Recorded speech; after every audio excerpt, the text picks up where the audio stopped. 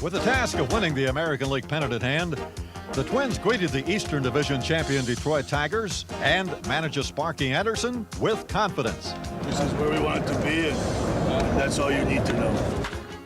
Indeed, the Twins were where they wanted to be, and despite being heavy underdogs, Tom Kelly's team was doggedly determined. And with yet a new ally at hand, the Homer Hanky. Detroit's September hero Doyle Alexander's on the mound, but this was October, and Gary Gaetti was batting. Swing a high fly ball up the deep right center field. Way back it is. A home run. 1-0 Twins. It's a pitch by Alexander. A swing and a fly ball hit off the deep right center field. Way back, and it's a home run. Number 2 for Gary Gaetti. You never know what's going to happen in those situations. I'd never been in the playoffs before, and I was just trying to relax. It's nice to know that the game doesn't change a whole lot. It's just everything else surrounding the game. You got a lot of people in the stands. I probably had more fun in those playoff games than any other time during the season. It was really enjoyable to play baseball. Especially with the Minnesota offense crushing the ball. Swings it. It's a line drive down the right field line. It's a fair ball bouncing off the canvas. Larry Herndon playing the Karen Busch around second. He's going to go for 3. And he slides in with a triple. Bernansky swings, ground ball, base hit over third base. Down the left field line. Busch has scored. Bernansky on his way to second. Swing, line drive, right field, base hit. Bernansky scores, and it's 4-1 Twins. The Twins led after 5, but Sparky Anderson's Tigers began to claw their way back. And here's a long blast. Bernansky back. He's a spectator. And you can see it's the first signs of uneasiness that Tom Kelly has shown. After falling behind, Minnesota tied it on Kirby Puckett's double. Then veteran Don Baylor batted. He said, in comes the pitch. Swing and a line drive, base hit, left field. Kirby Puckett scores.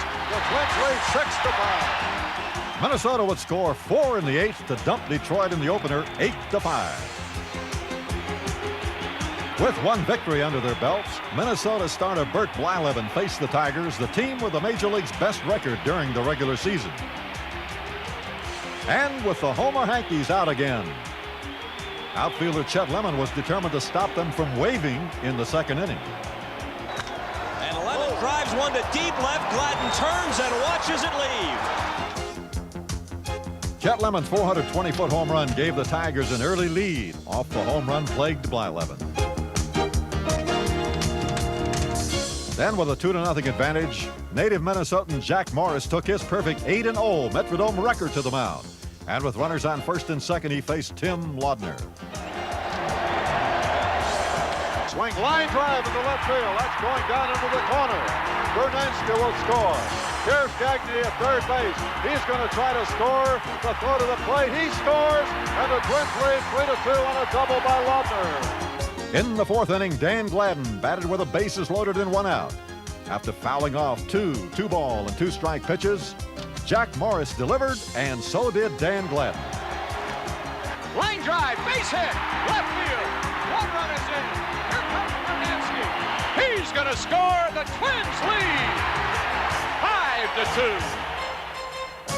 And in the 5th inning, Minnesota's lead was extended some more by Kent Hrbek. Swing and a drive hit out to deep left field. Way back. Going. And it is a home run for Hrbek into the left center field seats. And the Twins lead it 6-2. But Kent Hrbek and the Twins not only excelled at the plate, but helped protect Bert Blyleven's lead with some defensive razzle-dazzle in the 8th inning. Swings, hits a ground ball behind third base, backhanded by Gaetti. Long throw to first base, and Hrbek reaches out, lying down, and catches the ball. I've called it the couch potato play, as everybody's known. I really did not actually stretch for the ball with my legs. I just kind of laid down and reached out, and the ball found my glove. I mean, it was one of those things.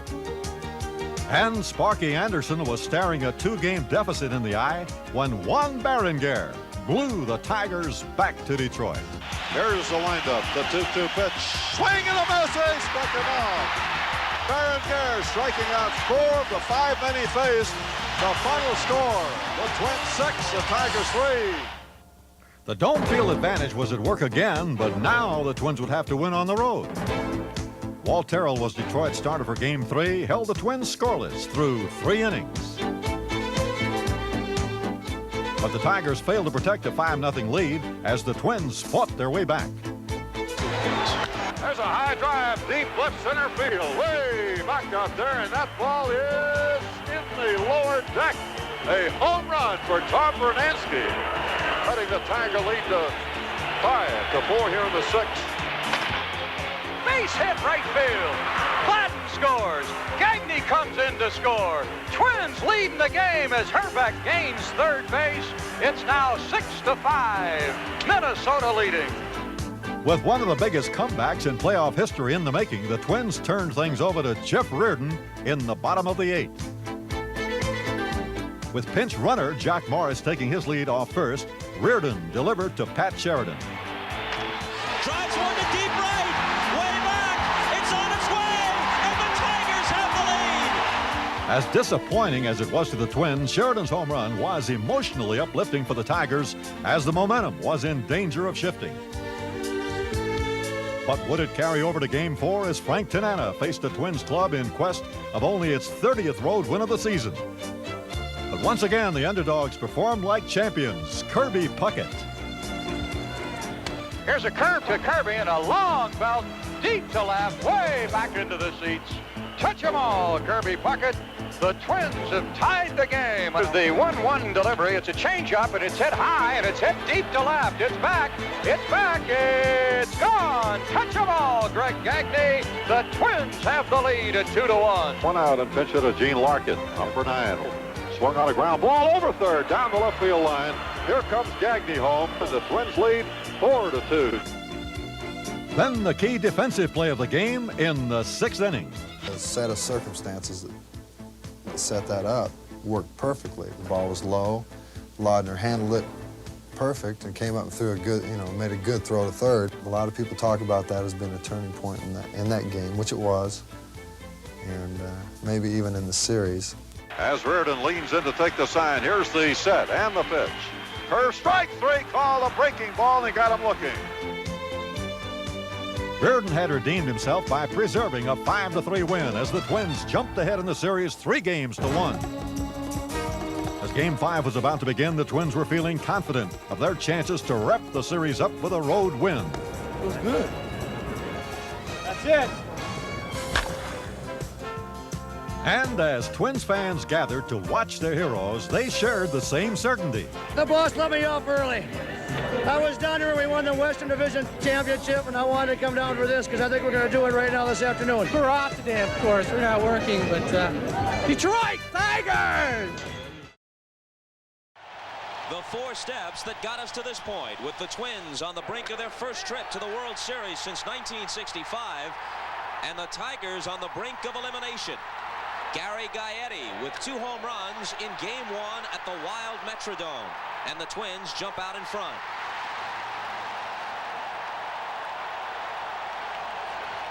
The next night, Juan Berenguer finishes the Tigers off and does it with a flourish. The Twins take a 2-0 lead out of the Metrodome and to the Motor City.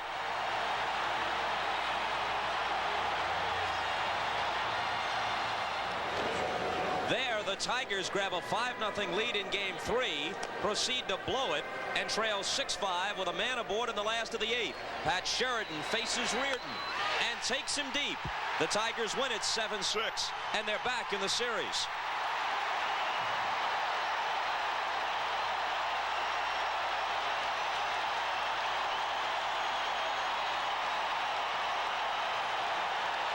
But in Game 4, with the Tigers down by a run and threatening, Darrell Evans is picked off third base with only 1 out.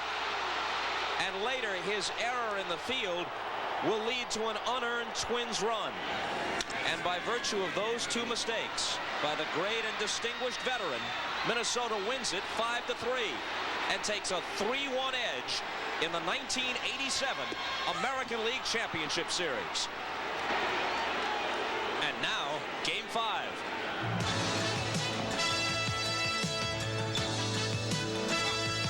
NBC Sports presents the 1987 American League Championship Series. Today from Tiger Stadium, it's the Minnesota Twins versus the Detroit Tigers.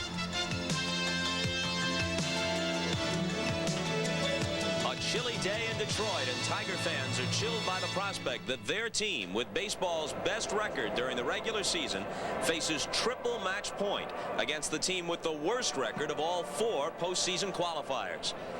Hi, everybody. Bob Costas with Tony Kubek. Doyle Alexander for the Tigers. Bert Blyleven for the Twins, who are in the driver's seat. From the Tigers' perspective, can it be done? It's unlikely, but sure it can be done. In fact, teams down 3-1 have come from behind to win postseason series 3 times in the last 2 years. And Tiger fans with long memories certainly recall that in 1968, the Tigers were down to the Cardinals 3-1 in the World Series, the heavily favored Cardinals at that, and they roared back to win. Jack Morris of Detroit hopes he gets a chance to pitch again. Here he is with Tony. All right, thank you, Bobby. Jack, you won 3 games in a row to finish the regular season against the Toronto Blue Jays. It was in this ballpark.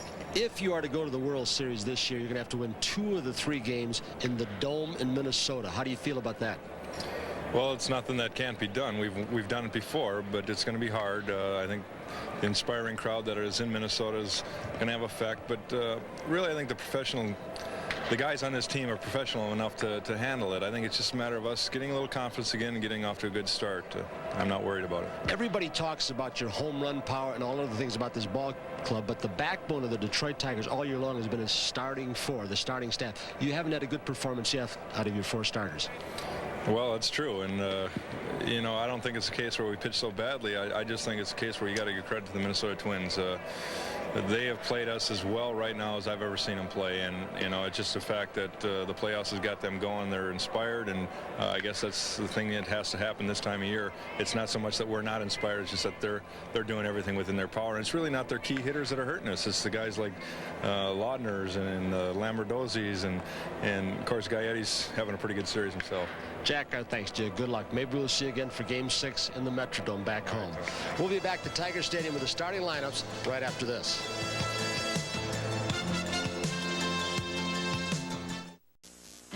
Now you can enjoy all the memories of the 1987 World Series with a copy of the official World Series program. With more than 90 pages of facts and figures, it's a real collector's item. To order your souvenir program, just send check or money order for $6 to World Series Program, Post Office Box 87, Trenton, New Jersey 08651. That's Box 87, Trenton, New Jersey 08651.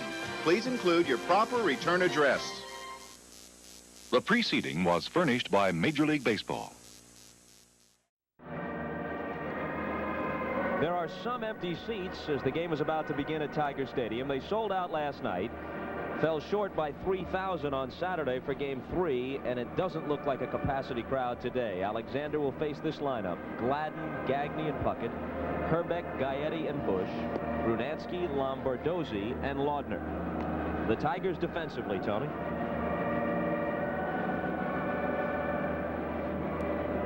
The defense behind Doyle Alexander, who is 9-0 during the regular season, 0-1 so far in League Championship Series play, and it really centers in to where it should be for the Detroit Tigers today. That is right out on the mound.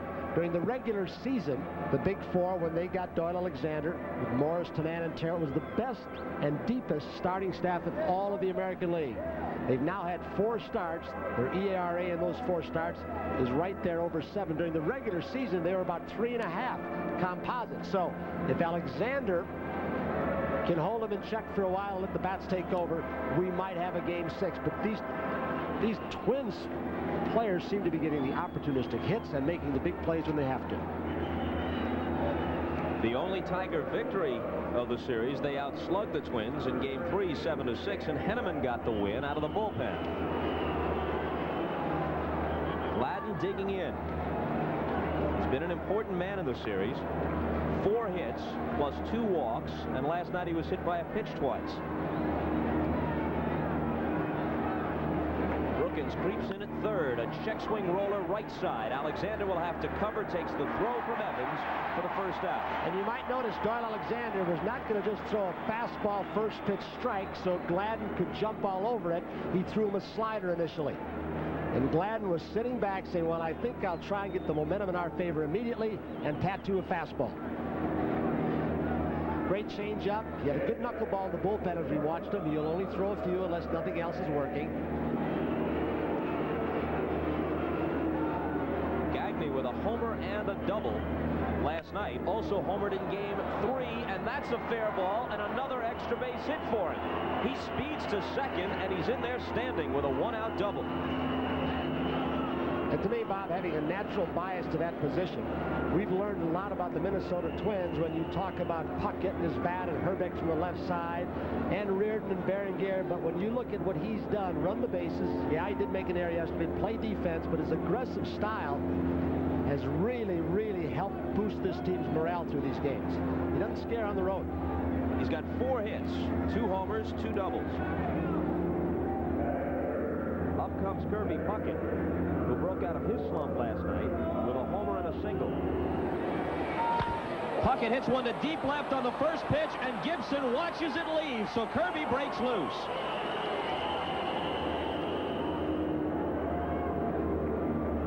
In 18 at-bats, Tony, he's pulled the ball only 4 times, twice for hits, a double in game 1 and his homer last night. Here's Whitaker with a chance. Gagne to third with 2 out as Puckett is retired.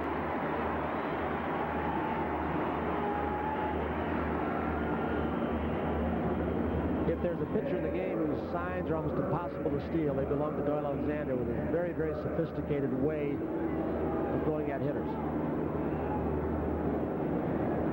Herbeck just 1 for 15. Had a game 2 homer off Morris, and that's it. Popped out of play.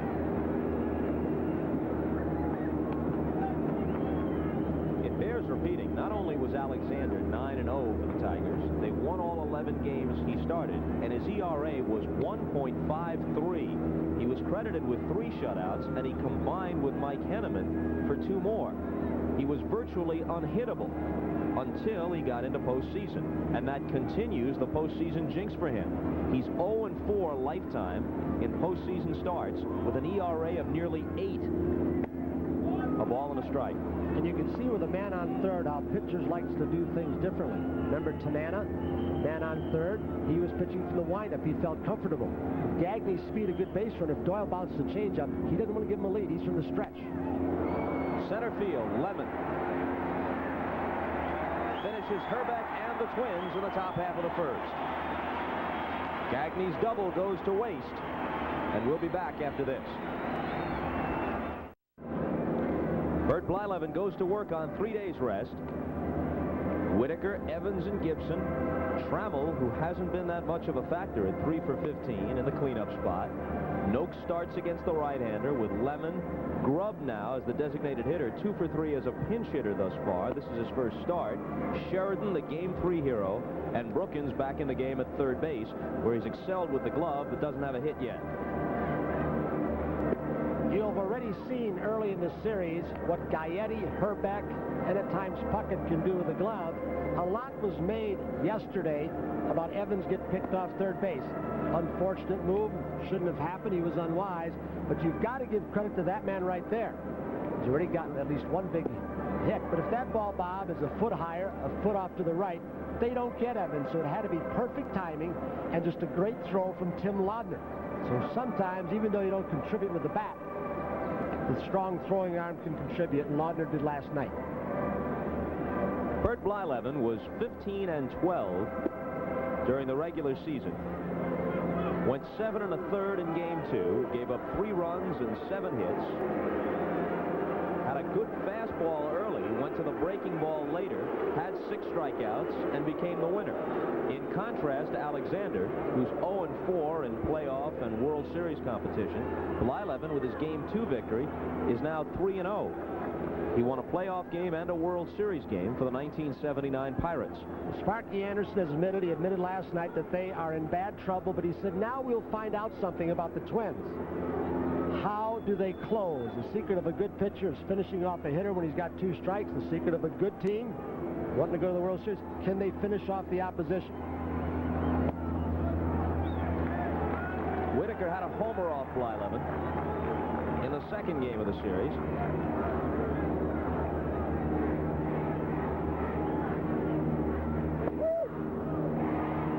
The count to him. There's the new Bert Blyleven changeup off the fastball. He changes off his breaking ball also. Still, the last game he pitched, he had an outstanding fastball. 1-2. Blyleven has pitched on 3 days rest 8 times in the last 2 seasons. 3-3 with a couple of no decisions. ERA 4.40 in those starts on short rest. Still 1-2. Bob, you remember his last outing in the Dome? Dick Such's pitching coach talking about him against all the left-hand hitters, trying to establish outside with that little running fastball. Well, it didn't work. He struggled. He was out of the strike zone high and away, so he had to go to the power fastball, and it worked. Dick Such again says that he will try and get the outside corner established, then make the curveball look better. Got Whitaker looking. 2-2.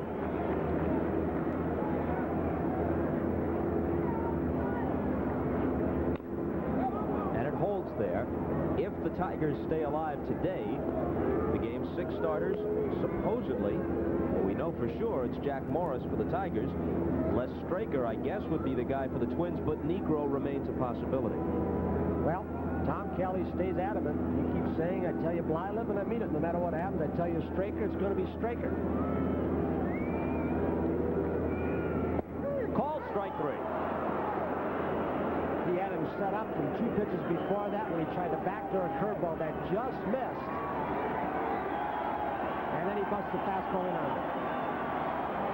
There is a sign that one of the fans close to the Tiger dugout taped up there, and the Tigers leave it there, and many are coming to their feet. What a heartwarming moment.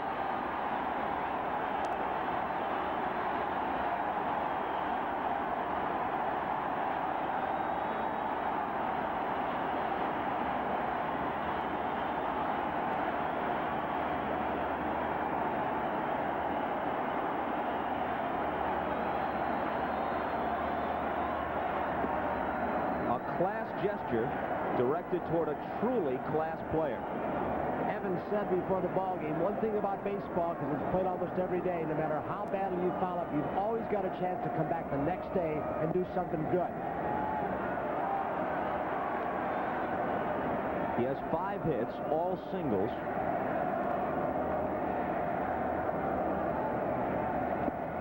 Big swing and a miss.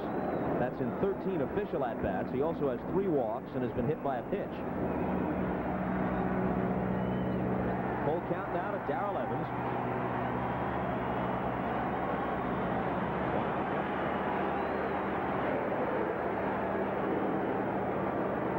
Now up comes Gibson, who has 3 hits and 17 trips. Struck out against Reardon to end the game last night. And has 8 playoff Ks next to his name in the scorebook. Last year in the National League, in a 6-game set between the Mets and Astros, Darryl Strawberry struck out 12 times. That's the overall Major League record.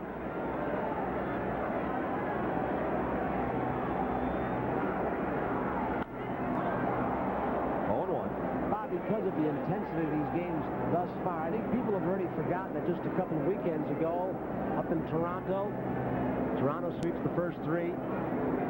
Gibson had been struggling a little bit, gets a big home run, bloop, base hit, got him back in and kept it. Then they win just 2 of 4 from the Baltimore Orioles.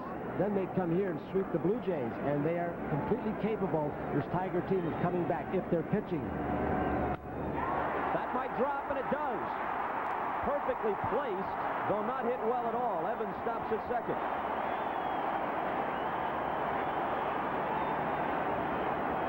Once again, they are trying to bust Kirk Gibson on the 5th. Remember the base hit that he squibbed and broke his back past Al Newman, so he doesn't hit it well, but he finds a hole. Again, Blyleven with the spot he wanted. They have pitched Gibson just great, I think, during this entire series. Whenever they've wanted to, they've got it right in his kitchen. Ball tie, inside corner, or off the plate inside. They have not let many drift out over the plate.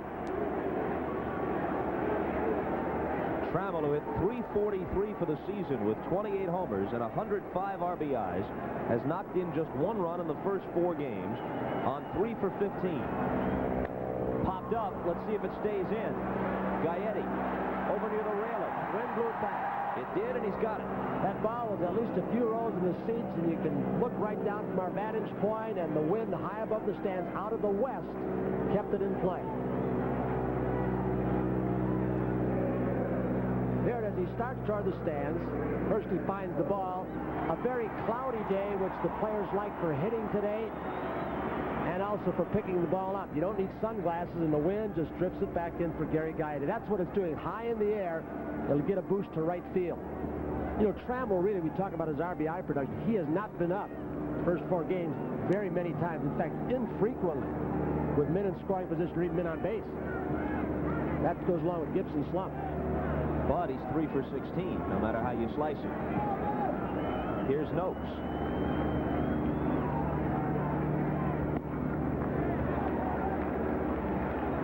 Steve Horn quickly tells us that that was just Trammell's 3rd at-bat out of 16 with a man in scoring position.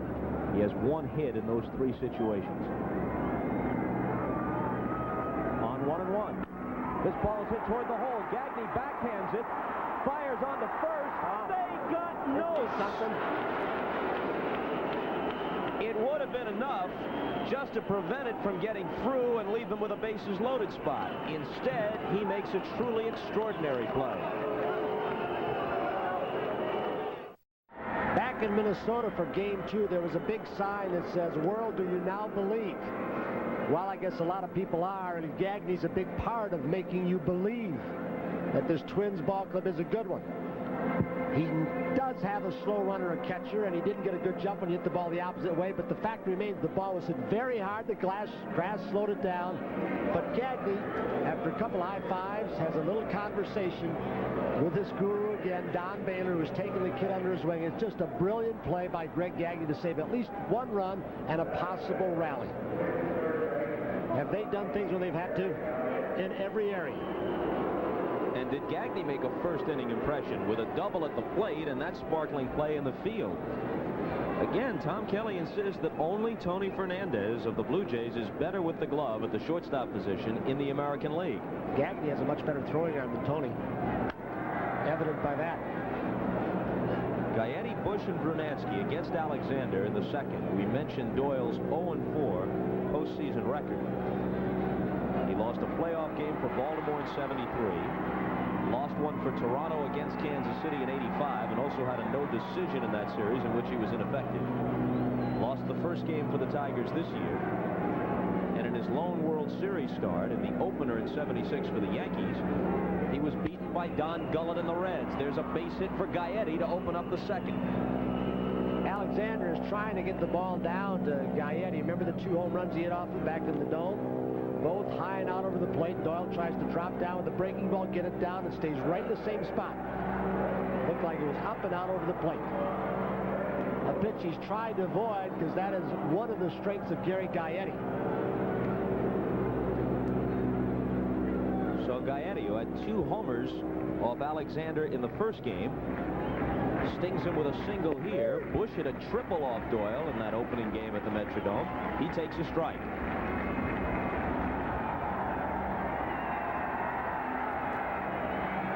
He's not going on the 2-2 pitch, and now it's a full count. We're in the top half of the 2nd. Gaetti opened with a single. He's aboard with nobody out, and there's no score. There goes the runner. He can slow down. It's a walk for Bush. Well, Doyle does the same thing, whether it's the first outing in spring training, June. He straightens out the mound, does his groundskeeping with that line that he draws directly toward home plate from the center of the rubber. Tell him to square up, watch where his pivot foot lands so he doesn't overstride, understride. And you get to be that technical and that mechanical, that gets over a lot of the emotional problems. He's a very unemotional person outwardly. Brunansky has 4 hits in the series, and this could be a 5th. It's in there, a fair ball. Extra bases. Gaetti scores.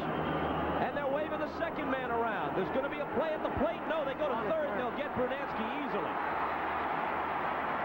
But 2-run score on Brunansky's double. It's 2-0 Minnesota. Bruno has 5 hits in the series, all for extra bases. 4 doubles and a home run.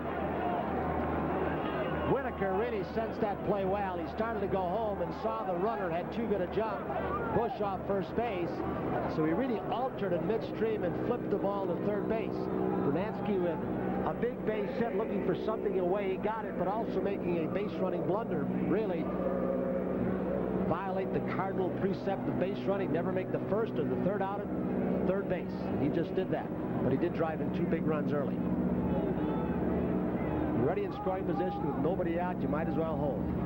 But they keep running aggressively under Rick Rennick. And a breaking ball for a strike to Lombardozzi. Up 3-1, and with a 2-0 edge in this game.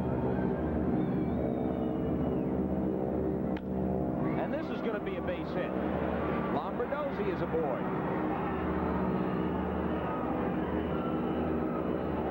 2 singles, a double, and a walk against Alexander in this second inning. And that's going to get some early action in the Tiger bullpen.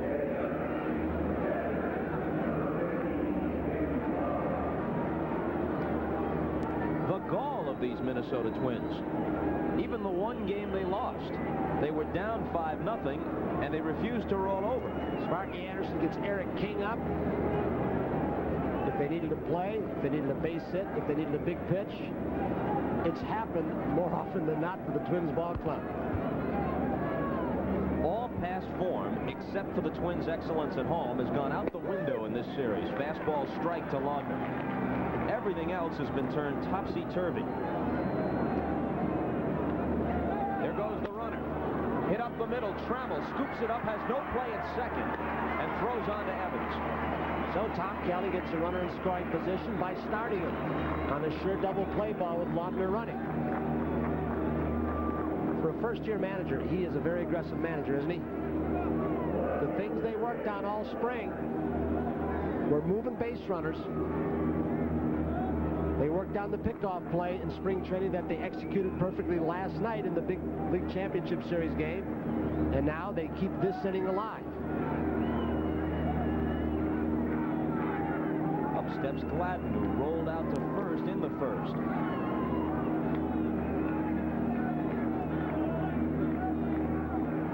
And there is simply no denying this, and I know it'll be misinterpreted by some viewers in Detroit.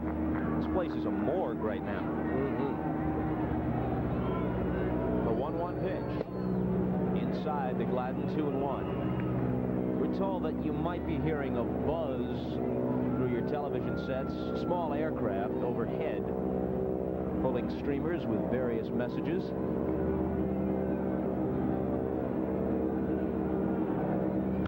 This is hit hard, and the Twins will increase their lead. And the hit and run play had something to do with it. Lombardozzi crosses the plate. Gladden has his 4th RBI of the series. 3-0 Minnesota.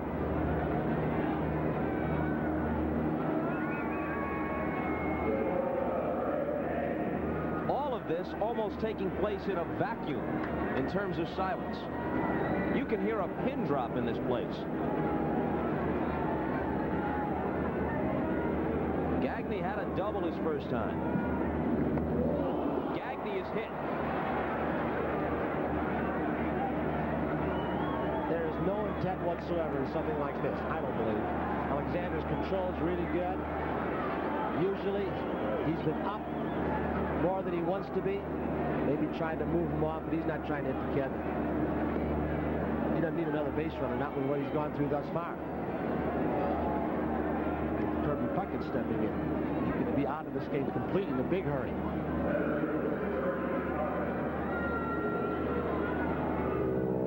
This one's ripped to left. Another hit. There could be a play at the plate. with the weak arm just tosses into third. Well, they're booing, but he's not going to get glad, not with 2 outs off second base. I mean, you had to have the shotgun because it was hit a bullet, but he was very deep when he got that ball, and Gibson made the right play even though he got some hoots. Gladden just flew it. He's the fastest runner on this ball club, and Sparky's going to his pen. Without him, they would never have won it with his 9-0. King comes in, but Doyle Alexander, who Sparky said, you've got to give him some votes for MVP for what he did for us, even though he's only here a little while. Invincible down the stretch. An imposter grabbed his uniform in the playoffs. Brunansky has 4 hits in the series, and this could be a 5th. It's in there, a fair ball. Extra bases. Gaetti scores. And they're waving the second man around. There's going to be a play at the plate. No, they go to third. They'll get Brunansky easily. But 2 runs score on Brunansky's double. This is hit hard, and the Twins will increase their lead. And the hit-and-run play had something to do with it. Lombardozzi crosses the plate. Gladden has his 4th RBI of the series.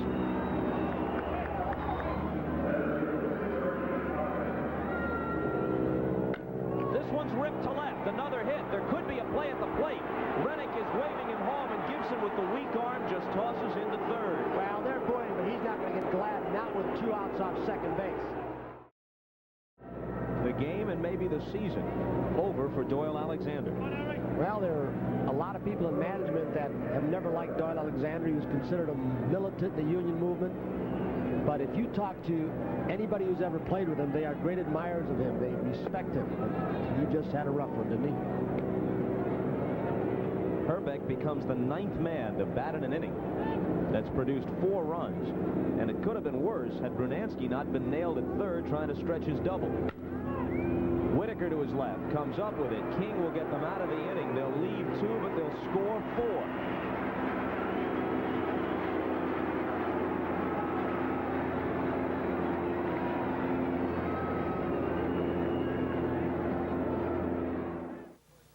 Left center, Bush. Hit one out. Minnesota Lumber Company.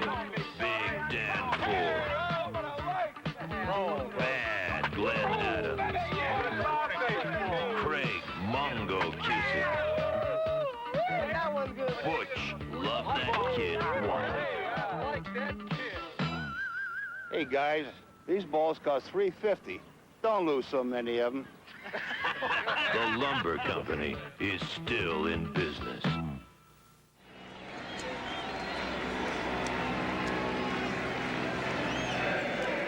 Blyleven staked to a 4-0 lead. The Tigers might have only 8 turns at bat left to them in this 1987 season. Lemon, who homered off Blyleven in Game 2. He starts him with a breaking ball. It was a first-pitch fastball that Lemon hit out at the Metrodome. Blyleven with 244 major league wins. He's been a horse his entire career, and you can see he's coming out right now what the successful pitchers do. When your team throws runs on the board, you're not going to relinquish one the inning right after that. So he's really trying to shut them down this inning and reaching back for his best stuff, the hard curve and the hard fastball, so he can keep this Tiger team right down the way they are now. Back over Blyleven's head, Lombardozzi charges, releases quickly, and gets Lemon. Blyleven worked 267 innings this year. That backs up your statement about it. Last year, better than 270. So he's always been a guy who wants the ball, and he'll give you 7 or 8 innings almost every time out.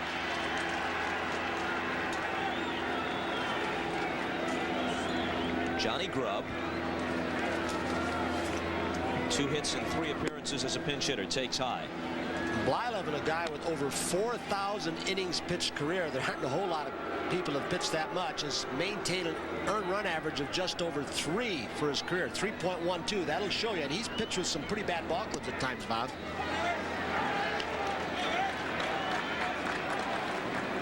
2-0 pitch. Hit well to right center field. Kirby Puckett, though, will have the room. And at the edge edge of the track. He makes the catch.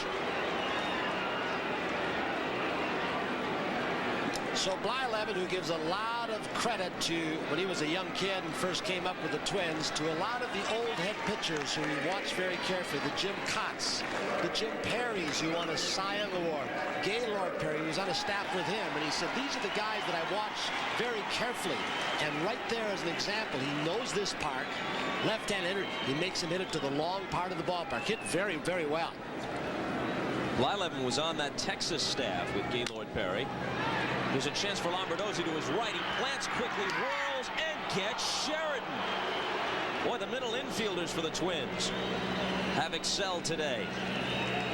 And we'll be right back after these messages from your local station. You know, ever since I came home to Minnesota, I've been hearing how the Twins are hurting without Carew.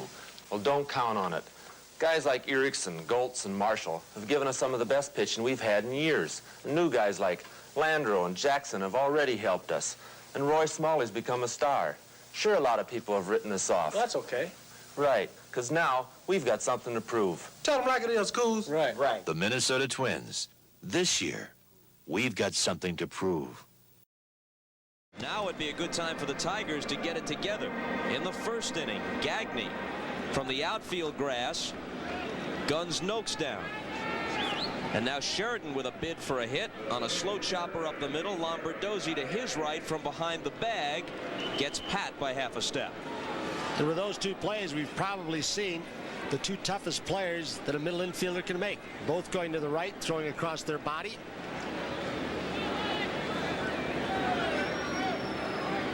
Gaetti's single started the 4-run second. Eric King works to him, juggles it for a moment, but handles the comebacker. Eric King, one of the fine young arms in his Tiger staff, and last year when he came up, he was somewhat of a closer, so it's very hard, a lively fastball, good slider. This year, he's been a little bit in between. Close a little bit, middle long relief, starting. Next year, Sparky has said he's going to be one of his starting pitchers.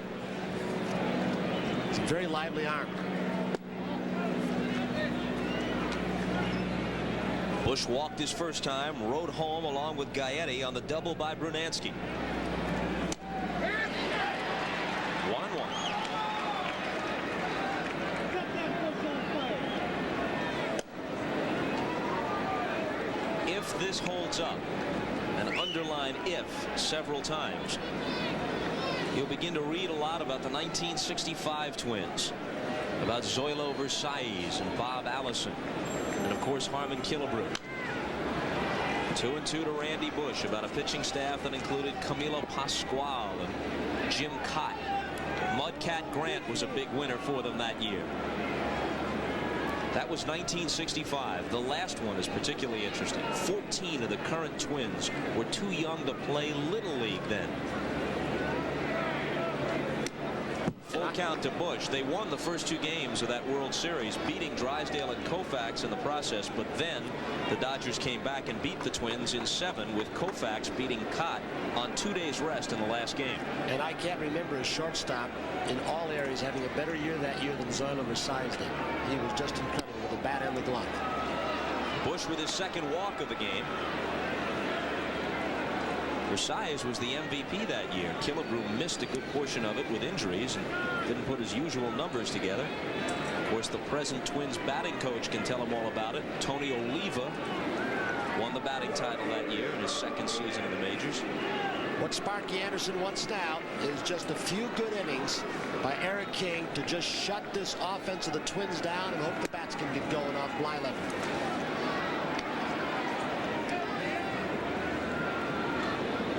There goes the runner. A called strike. The throw from Noakes. Safe. Once again, Tom Kelly picks a breaking ball. Remember, it was Randy Bush, who'd never stolen third base all season long, who caught the pitching pattern of Jack Morris in one of the earlier games and stole second and third in the same inning. It's really a hit and run. He's looking over his shoulder, didn't get a good job, but Matt Noakes couldn't unwind and get the ball away in a hurry. And he caught a breaking ball also. That finishes Brunansky. First strikeout for King. Randy Bush, who stole 10 during the season, has all 3 Minnesota thefts in this playoff. Lombardozzi now with 2 out. Top half of the third, 4-0 Twins.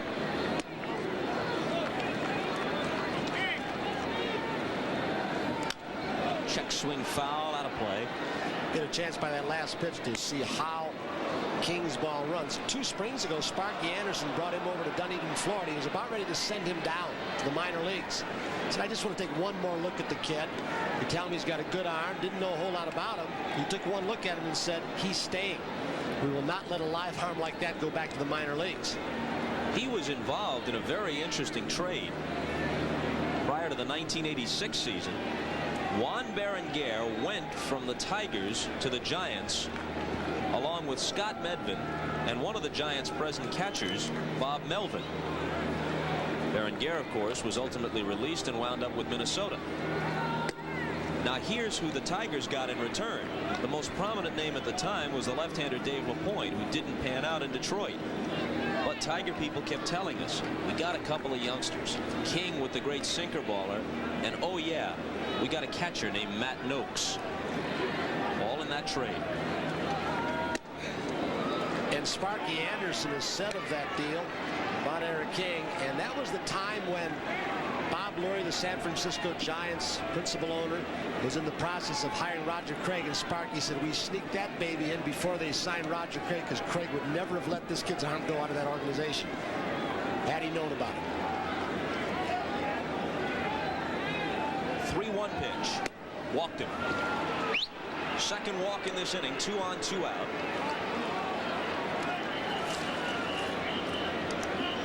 Laudner comes up. He had a potential hit taken away from him on a good play by Trammell on his bouncer up the middle in the second inning. More action. That looks like Hanneman getting up. And Jeff Robinson. Hanneman's job here might be just to protect Robinson from a line drive. Yeah, he's just standing guard. In no way is Sparky Anderson giving up on this game. Not when he's got the kinds of bats that he does, but what he's also doing right now is giving his young players a quick taste of postseason play. And if they do come back and win it, Sparky says, hey, look, their feet are wet now. If we do go to game 6 and 7, King and Robinson will probably be able to handle the pressure. Evans takes off in pursuit of this one, but it'll make the seats. And it's dropped by someone in the first row of the second deck. You know, right up in right field in the upper deck, and you talk about tradition, and there's some tradition with this ballpark that relates to the first base coach of the Minnesota Twins. As a 10-year-old boy, Wayne Terwilliger sat up in the upper deck in right field with his father, and he said, I saw this line drive coming at me. My father shielded me, and he said, I remember it so vividly because the ball was hit by Lou Gehrig. He said, then I was with my dad in the left field upper deck watching the 41 All-Star game. And he said, a man named Ted Williams stepped up, hit a home run off Claude Passot. And when I became a major league player, I did an interview with Williams. He told me about every pitch. He said, those are the 2 biggest thrills in my major league career. He was out of that box last night. He was ill. Back in there today for this. 0-2 to Laudner. Foul back to the screen, 0-2. Terwilliger, born in Michigan, Clare, Michigan, right down the pike, so he saw an awful lot of games as a kid right in this park. Tried to get the fastball in the kitchen of Laudner, and he had it by him. It's a matter of how many strikes he's going to throw if he's going to be an effective pitcher. He missed that entirely. It wasn't tipped. Are you sure? They're saying it wasn't tipped. The ball was live. The ball just took off and exploded in the strike zone, and they say a ball can't rise or have a hop on it. That one sure appeared to. Laudner reaches on the strikeout, and of course, although first base was occupied, the difference is with 2 out, the batter can run on that. Let's see. He missed it completely. Yep. It goes off the top of Noakes' glove. So it'll be a pass ball on Matt Noakes. Calling it a wild pitch. I don't know how, when it went off his glove and it wasn't that far out of the strike zone. Gladden now pops one up. Evans might have room. And the Tigers avoid further damage. The Twins had loaded the bases on 2 walks and a strikeout, but they don't score.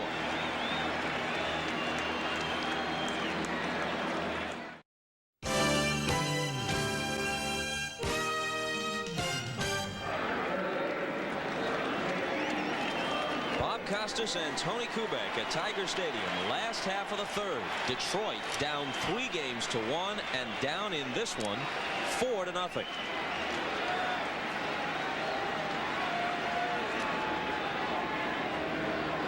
Brookins hitless in the series, starts it against Blyleven.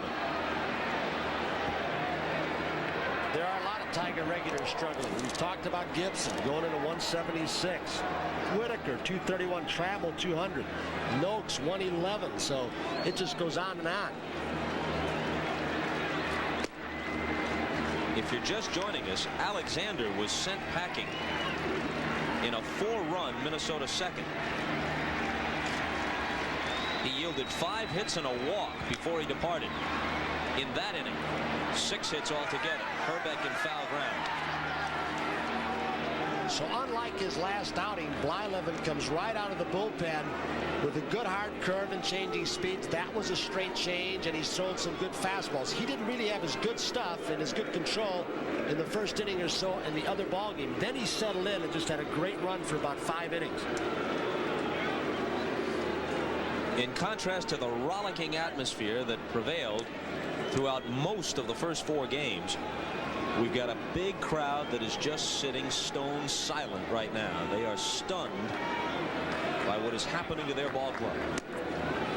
A couple of base hits in a row would change the atmosphere, but Blyleven looks like he's throwing pretty well.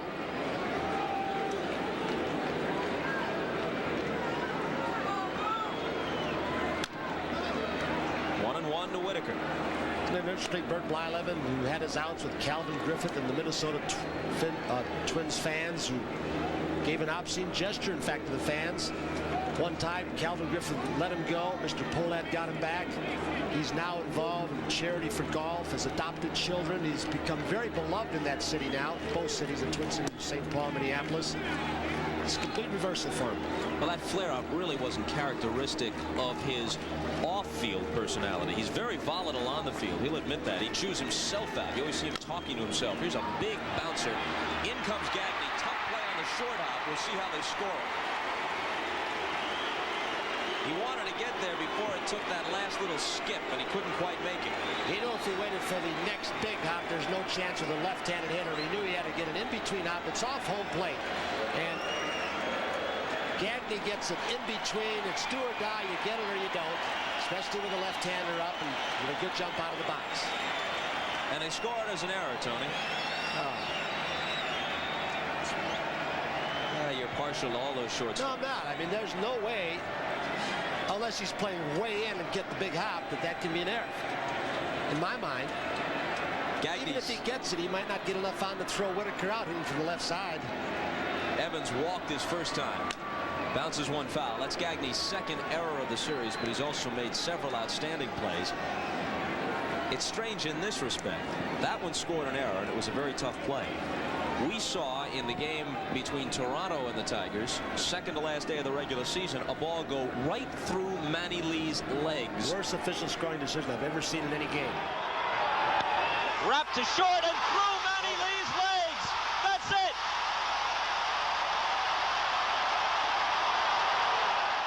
And they ruled it a hit for Trammell. The most obvious error you could ever witness. Off-speed pitch, but it missed. 1-1.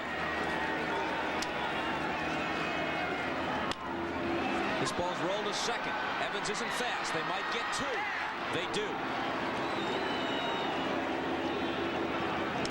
So Gagne turns the pivot on the double play, and that renders his error meaningless, controversial though it was. And here's a look back at a very special Olympic moment.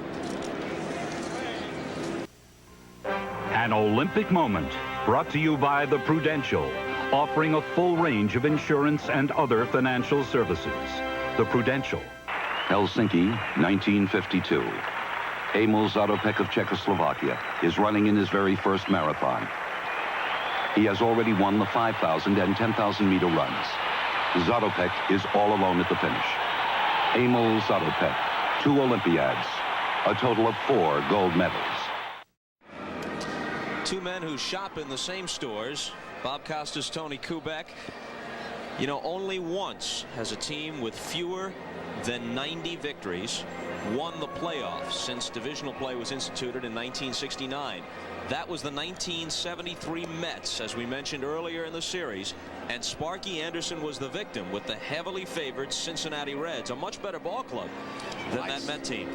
Seen a 58 Yankee team that was down 3-1 to a team, the Milwaukee Braves, that had a lot of future Hall of Famers. You talk about the Matthews and the Aarons and Spahn and Burdette, and just breezing along, and all of a sudden it was tied 3 apiece, and all of a sudden the team that was down 3-1 won the World's Championship. So silly things have happened, and there's a long way to go. But Bert Blyleven's on the mound for the Twins. He's throwing the ball very well. Gagne has doubled and been hit by a pitch. There's a little pop. Whitaker retreats, makes the catch.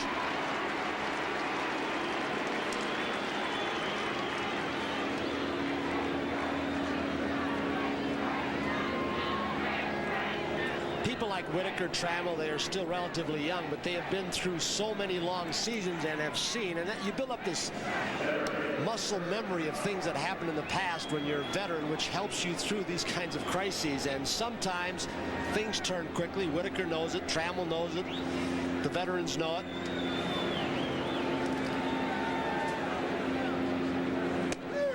A strike to Kirby Puckett. How does it feel when you believe strongly that you're the better team and it's slipping away? Well, I think right now the Detroit Tigers believe they know that they haven't been the better team through these first, 4 ball games. And it doesn't matter what happened in 162. The better team has been the Minnesota Twins, and it's almost every year they've gotten the key hits. They've made the key defensive play. They set Larkin up to pinch hit. He rifles the ball in the left field corner. Laudner makes a great throw. I mean, they've been the better team over this stretch, and that's what can happen in the best 4 of 7. This one will find a home in right field. It's another hit for Puckett. He's going that way purposely to try and take those breaking balls, which he just got, trying to keep the left shoulder tucked in, gets a breaking ball and just trying to go the other way. And he hits an awfully good slider, low, almost near the outer edge of the plate, and Tony Oliva's got him back in the groove. He's cut down his swing a little bit so he doesn't pull off the ball. It's paid off. Kirby at first with 1 out. If the Twins win this thing, the high-spirited Herbeck will be able to laugh at the 1 for 17. Wonder if he'll call the claw. Baron von Raschke? Yeah. That's his wrestling hero. Even before this year, these Twins have always been a loose bunch, doing Vanna White imitations. Mike Smithson dressing up, all 6 feet 8 inches of him, hits it to the opposite field. Gibson backtracks, and Herbeck's 0 for 3 today. Puckett back to first with 2 out. They'll do anything, these Twins. Inviting professional wrestlers into the clubhouse. Baron von Raschke and Vern Gagne.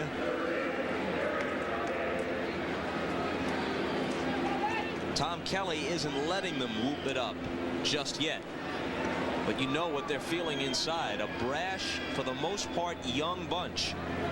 Only 6 Twins had any postseason experience coming into this. 5 of them were pitchers. The only non-pitcher who had played in a postseason game is Baylor. So for the most part, as Puckett goes on the first pitch, the throw from Noakes is wide and he steals it.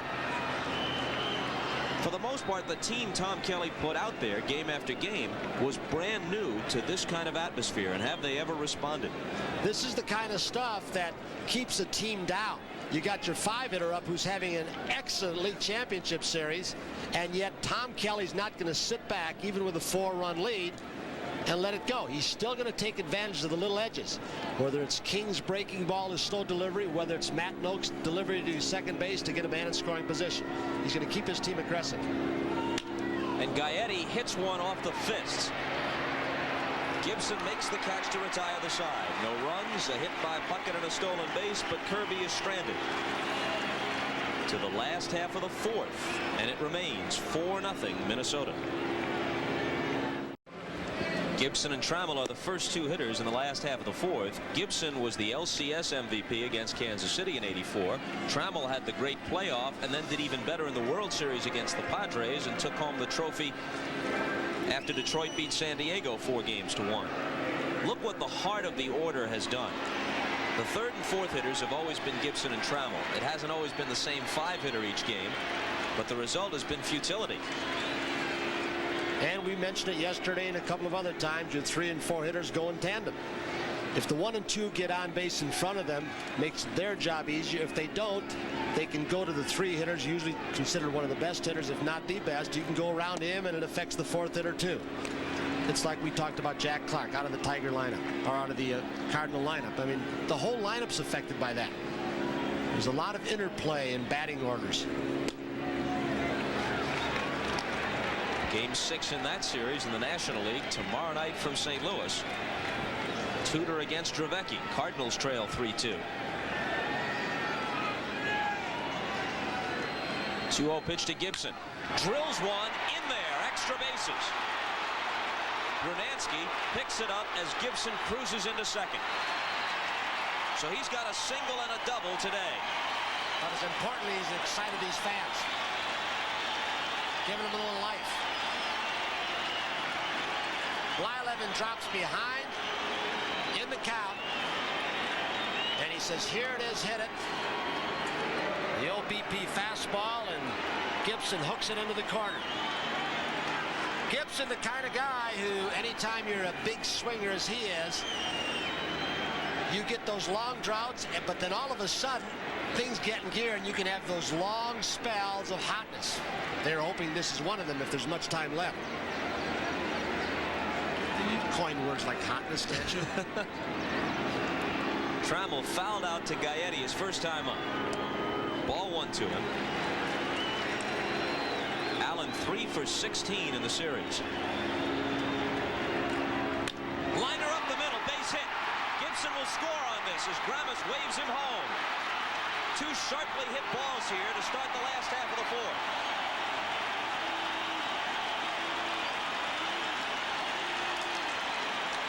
And the wake-up call arrives in Detroit. But is it too late?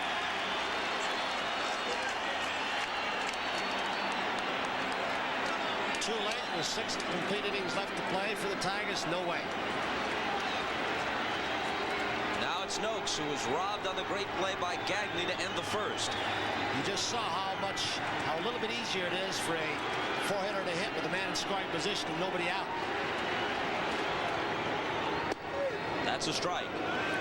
A veteran team doesn't change in situations where they're down 3-1. They're in the series down 4-0 in the game. Again, they just keep plodding along, keep doing the same things they did for 162 in the years before, and you hope you get the pitches and the opportunities to jump back in it. And it's Blyleven's job as an outstanding pitcher to shut him down again. And he is completely capable of that. And just as the Tigers string 2 hits together, the sun pokes out over Detroit. This is well hit. Right field. Might go. Gone.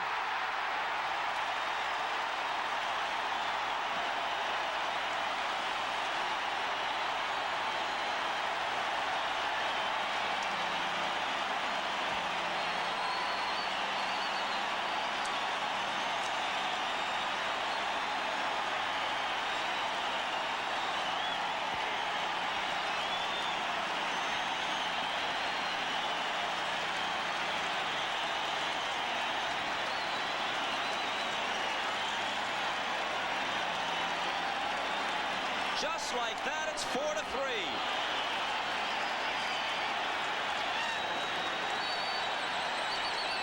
The pitch Matt Noakes said appeared to be that pitch we talked about in Blyleven's last outing. The transition pitch from a power pitcher, high ball, fastball pitcher to a sinker ball. A sinker ball inside. He got up, and Noakes tattooed it.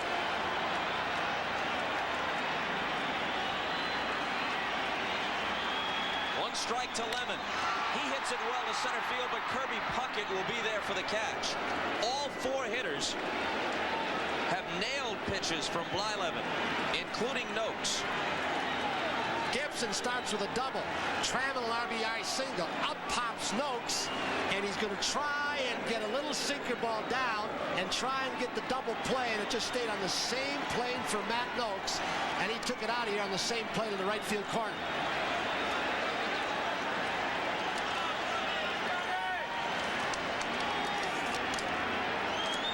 Scarcely a game goes by when the Gopher doesn't bite Blyleven at least once or twice. 0-1 to Grubb. 4-0 lead has been cut to a single run. Got in on his fists. Gaetti races over with Laudner, and Gary can't get it. It was playable, but he couldn't take it.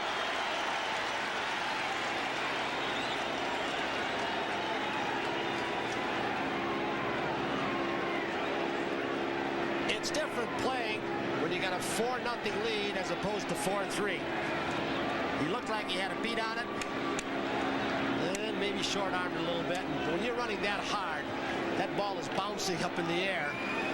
Maybe didn't have as good a look at it as he thought. But it was catchable. It would have been a good play if he'd made it. No error. Simple no play. And the count 0-2 to Grubb. Swing and a miss. They got it.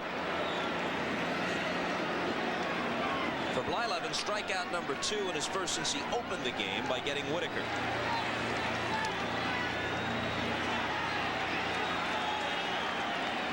Now it's Sheridan who rescued the Tigers on Saturday. He was robbed of a hit on Lombardozzi's play behind second base in the second. Did it hit him? It did. Sheridan to first with 2 out.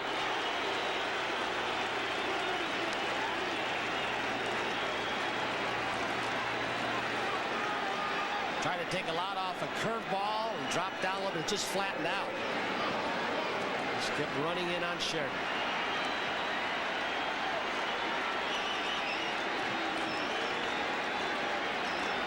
Usually to a left-hand hitter, he throws more of an overhand curve with more of a downward action. This was more of a sweeping curve.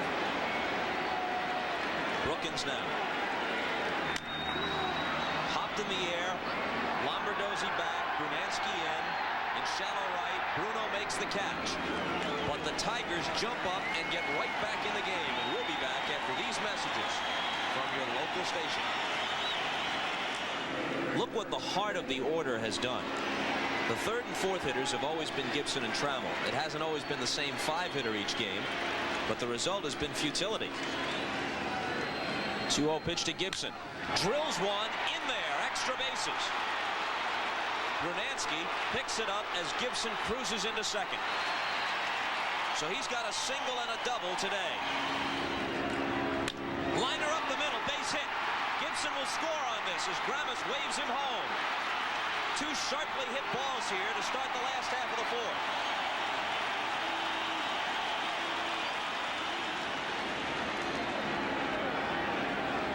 And just as the Tigers string 2 hits together, the sun pokes out over Detroit. This is well hit. Right field. Might go. Gone.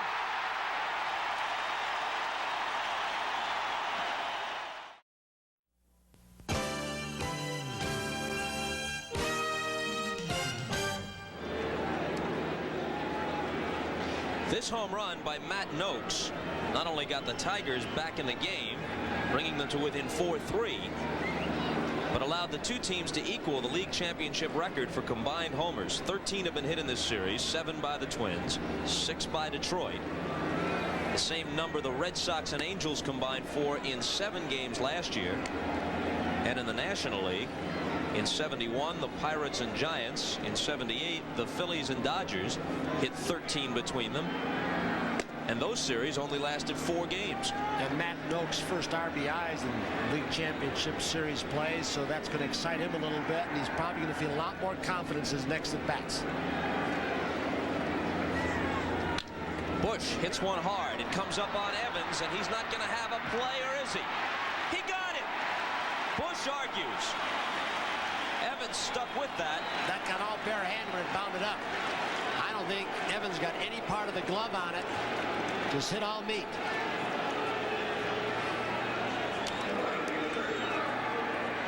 Here it is from the right field corner. Hit very, very hard by Randy Bush. Playing him perfectly. Not to pull. Gave him a lot of the line. And then Evans pounces it on in a hurry. Brunansky is doubled and struck out. Top of the 5th. Strike one. 4-3 Minnesota. 1 out, nobody on.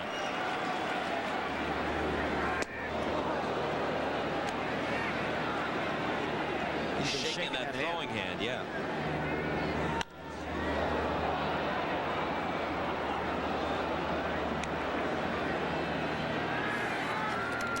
I think he's flexing the wrist more than the hand, because that's where it appeared to hit him, somewhere on the wrist or forearm. A little ice on it when he goes in. And a fastball is blown right past Brunansky. When Sparky Anderson takes young pitchers north, one thing he has learned is not how hard they throw. And Eric King throws awfully hard. He set up Henneman. When I saw his eyes in spring training, I knew he's a pitcher. When he said, I saw King last year, I didn't look at his arms, I looked at his inner toughness. He said even Jeff Robinson, who pitched well early this year and hasn't pitched much recently for Sparky, said I saw something in him. All the years of experience and being around Al Lopez for so many years, he said he taught me so much about what to look for. Strike one to Lombardozzi, who singled and walked. It's Al Newman chewing the gum, hatless in front of Kirby Puckett. Dan Gladden, Joe Negro in the windbreaker, yet to make an appearance. Broken bat, it's through King's legs. It hits the bag. Trammell picks it up. They got him at first. Was that a quick pair of hands right there by Allen? That ball acted as if it were in a pinball machine. It fooled King. What a play by Allen. Top of the order in the last of the 5th. Ball 2 and strike 1. Here's a pop fly. It's going to drop in. Trammell makes a whale of a play, and it's a double play. Trammell made a whale of a play on a pop fly. Oh, we take another look at that. Late in 1977, when Ralph Houck got a great scouting report from Trammell's manager, Joe Brinkman, he knew he was going to be good. I wonder if he ever thought he'd be as good as he'd become as a shortstop. Most shortstops, Bob, would not have even caught the ball to start with, let alone throwing somebody out.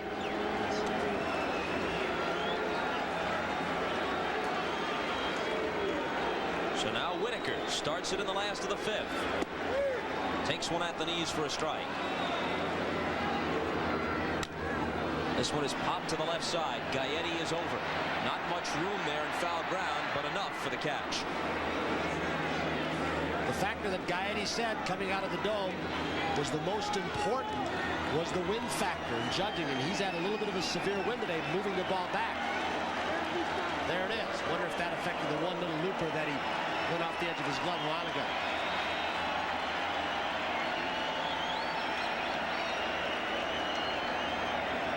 Cheers for Evans, who's walked and grounded into a 4-6-3 double play. Again, we remind our viewers we'll select the NBC Miller Lite Player of the Game when this one is over.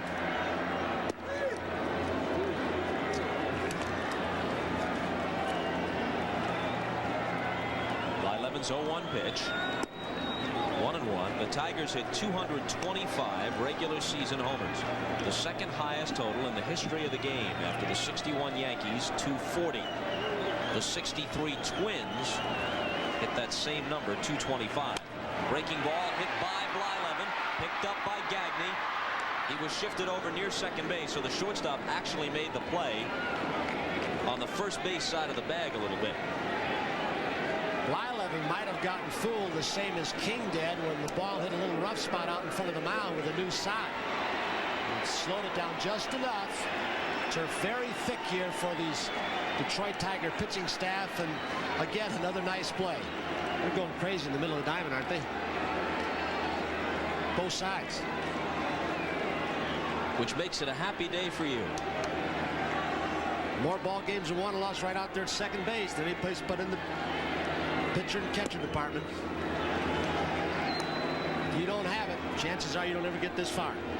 On occasion, there have been teams with dominant pitching have gotten there without good inner defense. But generally, the two go hand in hand. A lot of good pitchers have been undone by weak middle defense. 1-1 to Gibson, who singled and doubled. His double began the 3-run fourth. 2 balls and a strike.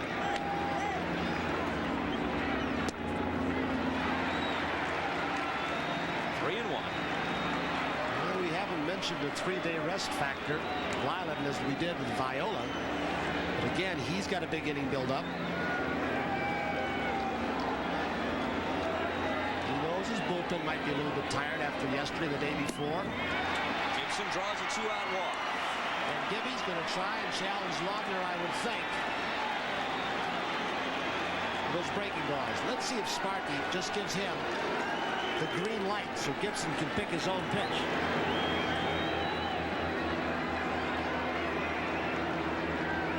Travel with an RBI single in the fourth. He's going on the first pitch, down and away. Laudner's throw, safe.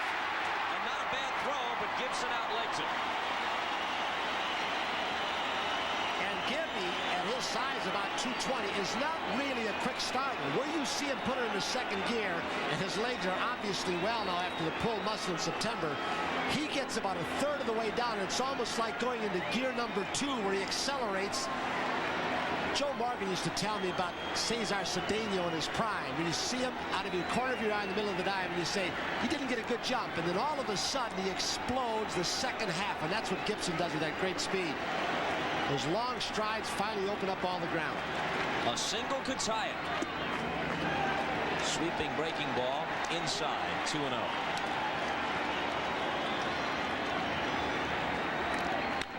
This one is hit lazily into left field, and Gladden will make the catch to retire the side. So the Tigers get the tying run into scoring position, but Trammell can't come through and will move to the 6th. Twins nursing a 1-run lead. The number 9 hitter, Laudner, will start it in the 6th. He'll be followed by Gladden and Gagne.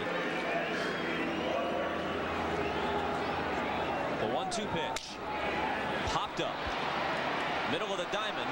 The Tigers hold a team meeting, and Whitaker calls it to order and makes the catch. And you can see, since they threw 3 runs on the board, how much lively they've gotten, with 4 guys pouncing on almost 5 with King. There's a fastball up and in that just took off in on the fist. Mike Garcia from the Indians, he threw a very heavy ball. He hit it right on the screws, and it knocked the bat out of here, and that's Eric King in the way.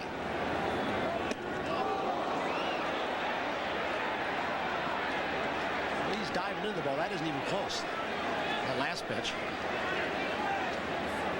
It's like he's going out over the plate looking for a slider or breaking ball, and you can see a little bit of a stride in, and he starts opening up to get the barrel out on the fastball, and really wasn't that much off the plate inside. That one's low, 2-0 in the last half of the 6th. The man who hit the 2-run homer in the 4th, Matt Noakes, will be the leadoff man. He'll be followed by Lemon and Grubb.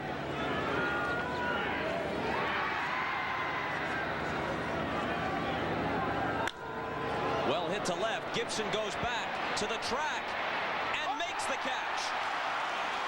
Alongside that 365 sign. Another example of the heavy ball that Eric King throws. It sounded very good off the bat, and I believe he hit on the good part of the bat, but the ball got out there and died. And that's just the way King muscles the ball up there, and Gibson makes a nice running catch. An attractive part of the ballpark in left center field. They are a little livelier now, aren't they? Indicated by them all pouncing on the ball in the infield, and Gibson getting an outstanding jump and running that one down. He was not playing Gladden too deeply.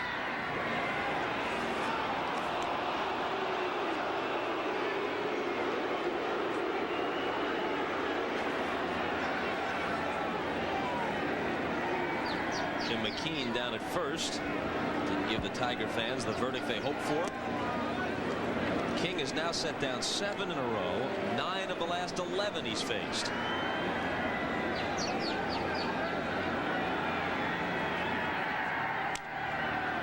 This is a weak pop-up.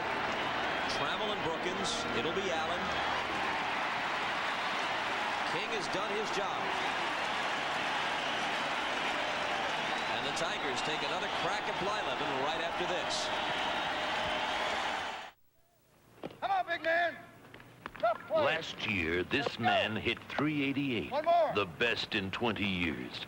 He led the league in hits, triples, and runs scored. He won his 6th batting title, was voted most valuable player, and made the cover of Time. But Rod Carew wants more. I want that Gold Glove, and I want it bad. Rod Carew, he just gets better and better. Matt Noakes to start it against Blyleven. Here's what happened the last time he faced him.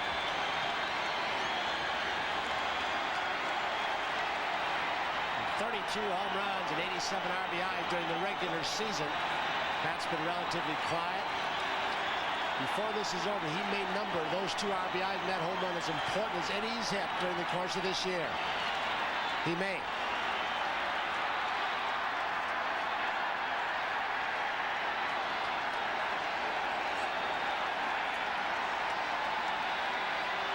Four more turns at bat for Detroit. Breaking ball for a strike. How long can Blyleven last on 3 days rest? Over the last 3 seasons, he's thrown more complete games than anyone in the majors, but the total has declined each year. 24 and 85, 16 last year, 8 this season. Ahead of Noakes 0-2. He doesn't want to give Noakes another fastball, does he? Breaking ball is popped up. Shallow center field, puck it in, Gagne out, Gagne for the catch.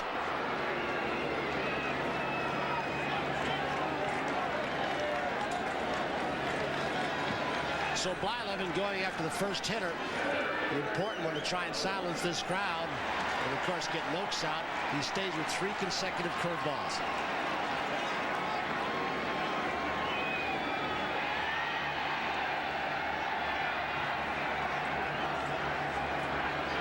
Lemon, who launched a rocket into the left center field seats at the Metrodome against Blyleven in Game 2, takes a strike.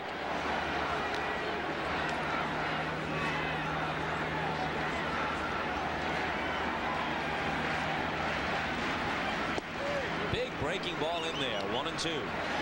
You can see how good his curveball is and how much it keeps on bending by the reaction of the hitter. Lemon back on his heel, top part of his body buckled. Swing and a miss, he got him. 3rd strikeout for Blyleven. He's featured pretty much a steady diet of curveballs at varying speeds.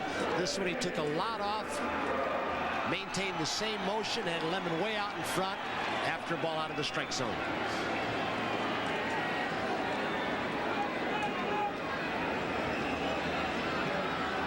Grubbs flied to deep center and struck out.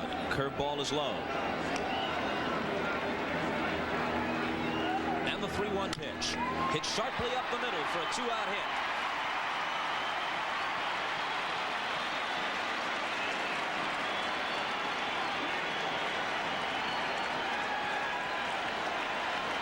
You know, you keep throwing left-handed hitters as the Tigers do actually with right-hander pitches in this stadium with a short porch. It wears you down as much as anything because you don't have any relief. They've got 6 left-handed hitters, all of whom can reach the seats in right field. So out on the mound, it's not how many pitch, but it's the intensity of the pitch. You can't afford to make one darn mistake.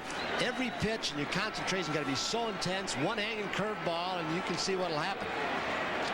Tough part to pitch in. Sheridan, who did it on Saturday, takes a ball. You talk about the short porch in Yankee Stadium, but the short right center field here doesn't get a whole lot of attention, but it's very attractive. And more balls go down into right center field than go right down the line.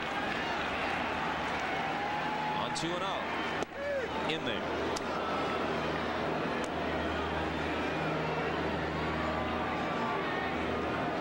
Two catchers down and just one pitcher so far, and it's Dan Schatzeder. He'll be joined by Keith Atherton very quickly. The 2-1 pitch outside. You can see Bert Blyleven release the curveball. He had some good ones early on in this inning to get Noakes and then Lemon.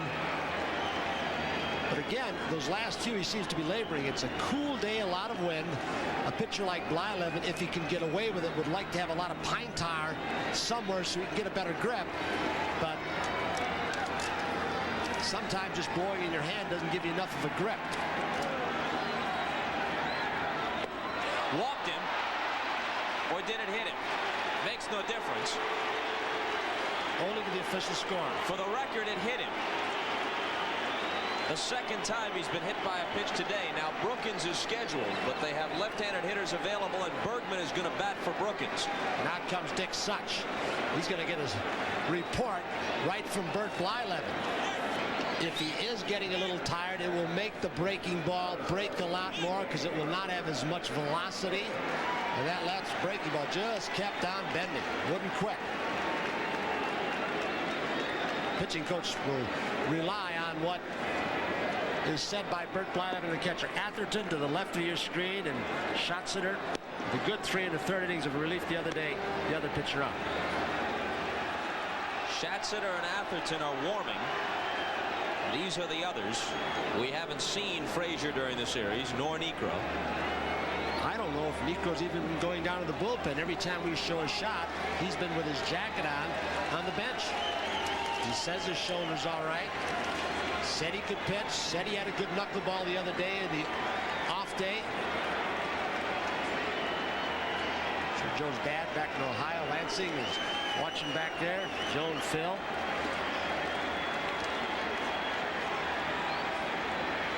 Bergman, batting for Brookins last night, delivered a hit. He's come through twice as a pinch hitter. He had a sacrifice fly off the bench in game 1. So we get in a situation where Brookins' glove goes out of the game as it did last night. Slow curve for a strike. Grubb at second, Sheridan at first. A single could tie it. Hit well, but right at Lombardozzi. Bergman nailed one, but in the wrong spot. The Twins cling to a 1-run lead as the Tigers strand 2, and we'll be back after this from your local station. Kroger Rain is a Tiger thing. You make great shopping. You have everything. Kroger Rain. Cut your cost on chicken of the sea, tuna, in oil or water, 3 for $2. Assorted varieties of Kroger vegetables, 3 for $1. And Heinz strained baby food, assorted varieties, 5 for $1. Kroger, I think I love you.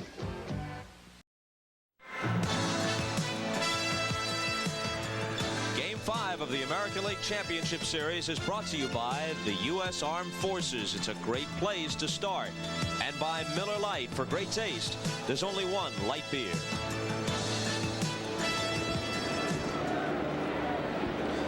Morrison is the new third baseman after Bergman batted for Brookins and grounded out to end the last half of the 6th. Eric King's done an outstanding job, hasn't he? Shutting him down so they could get some runs and get 3 runs closer. He's worked 4 1/3 already, faced 17 batters, yielded only 1 hit. It was 4-0 when he came in. Alexander had been shelled.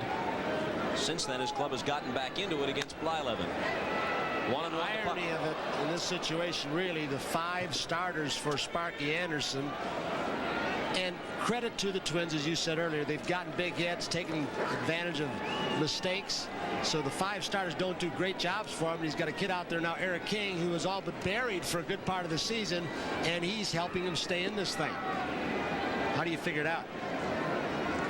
You don't. It's baseball. Look out. Where things almost always go according to form over the long haul.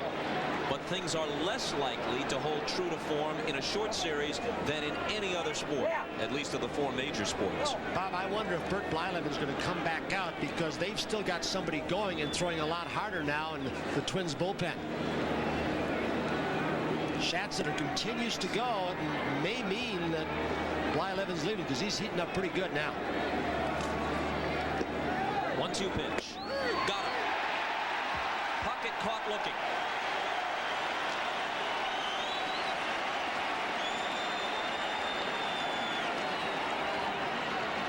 Kirby off the plate. Mike Riley says, One of those pitches just barely above the belt. That is the book strike that some umpires won't give you, but it's a good call. And there's a base hit for Herbeck as he goes to the opposite field. He's now 2 for 19 in the series. His earlier hit, which was a homer, went to left center.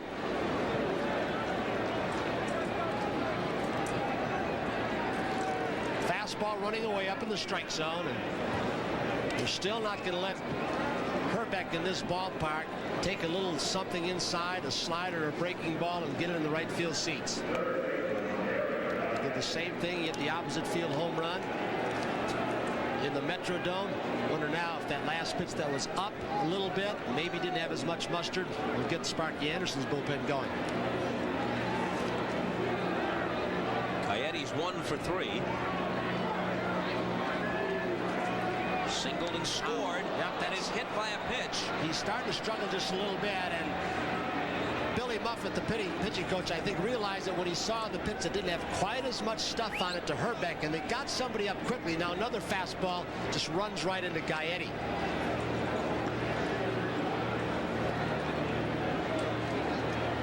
We're going to have to add up how many hit batters we've had in this series. Billy Muffett, the pitching coach, to the mound with not so much as a hint of a beanball war. Not at all.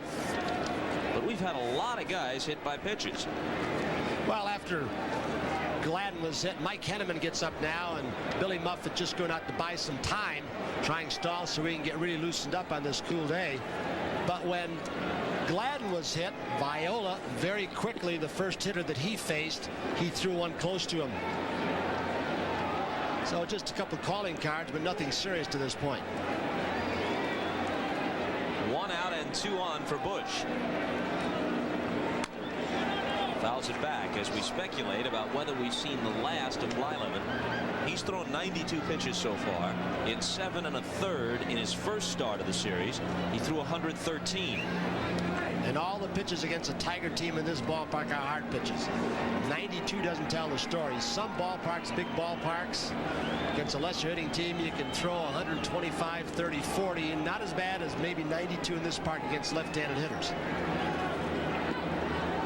He's struggling now. Noakes can't find it, and the runner will move up from second to third. However, Gaetti goes nowhere at first, and he's really chewing himself out down there. He had to make sure, though. He had to make sure the runner in front of him was going, so he didn't run him off the bag. And then the ball really bounced off to Gaetti's side, where if Noakes comes up with it, he'd have a little bit of a shorter throw. It's a nice block by Noakes.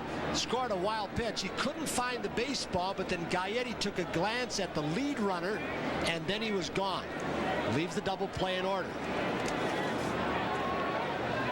But a chance for the Twins to push across an insurance run here in the 7th.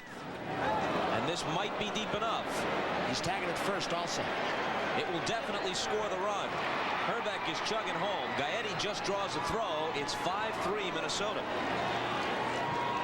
On an opposite field single by Herbeck, a hit batter, a wild pitch, and a sacrifice fly. So a tiring Eric King overthrowing a breaking ball for the wild pitch. He's pitched so well. The ball got just far enough away from Noakes for the runner to get down to third base for the sac fly. Sparky didn't see him weakening very quickly, and he was throwing so well until he came out for this inning. Grounded toward the hole and through. How much of a difference does it make that Gaetti did not advance on that wild pitch? That's it for King. Sparky just couldn't get Henneman loose, and King lost it in a hurry. And Sparky will tell you the most delicate thing to do is he keeps his eye on both pitchers at all times, is to figure out when they're going to lose it. King lost it in a hurry, and nobody was loose. Did a good job for a long time before running out of gas. When you get to the time of the season where, as Sparky Anderson says, I'll be home golfing in Thousand Oaks, California if we don't win it, you go with your stoppers early. The man to Sparky's right, Eric King, did a heck of a job. Didn't throw a whole lot of pitches, just over 50. But he weakened Sparky. He's going to use now the man who would be a stopper. But at this time of the season, when it could be over by tomorrow or later today, you go with a Henneman to do anything you can to shut the other team down. Sheridan's homer in Game 3 made Henneman the winning pitcher. Now trying to minimize the damage here in the Minnesota 7th with a run already home and a 5-3 Twins lead.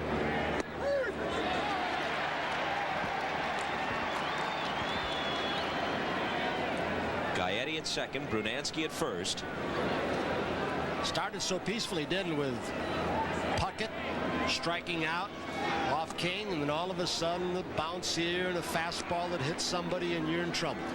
And to answer your earlier question, there have been 8 batters hit by pitches in this series. That's the all-time LCS record for either league. In the area of extreme trivia, 4 batters hit today. Lombardozzi lays off, 2 balls and a strike. 3-1.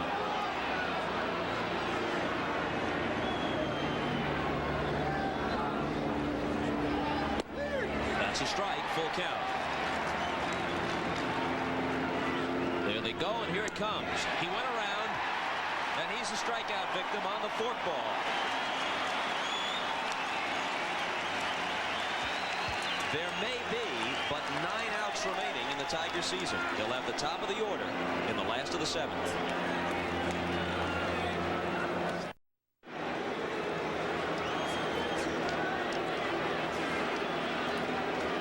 Bert Blyleven goes 6. Tom Kelly gets him out of there.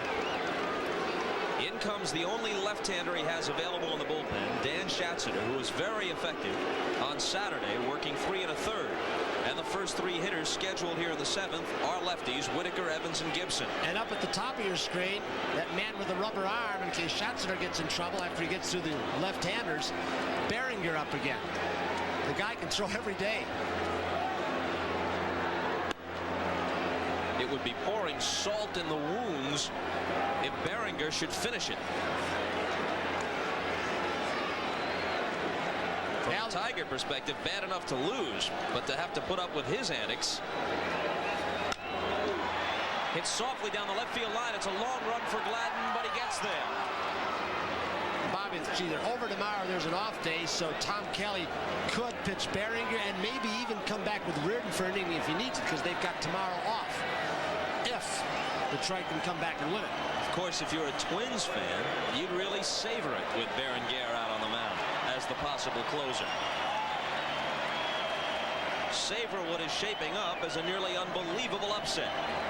Not just that they're doing it, but unless the Tigers rally, that it will be accomplished so easily. Evans. Easily, with the games we've had to this point.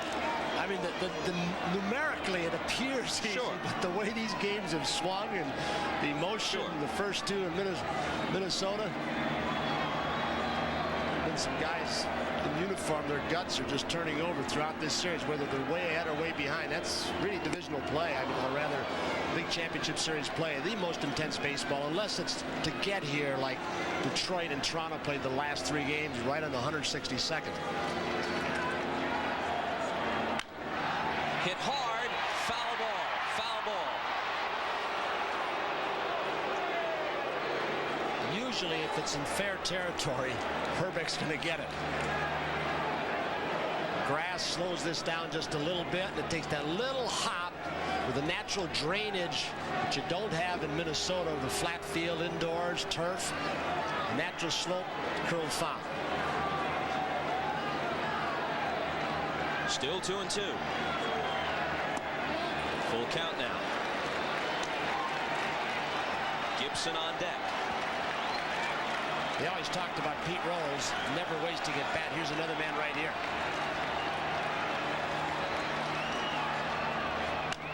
Got in on his fist, though.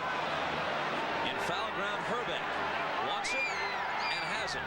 That running fastball that was too close for Evans to take.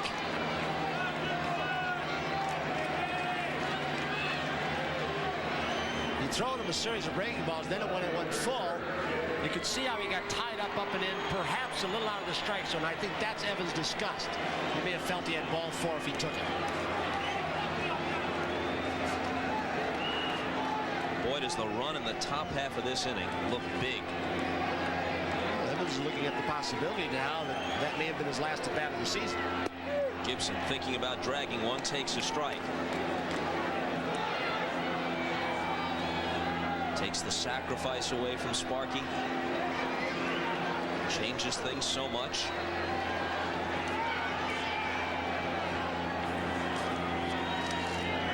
He does drag this one. He can really scoot. Shatzer shovels it with the glove hand and gets him at first base. A terrific play. That was. And Herbeck cheated a little bit. He may have gotten off the bag, but it was an awfully good play on both ends, especially Schatzer's.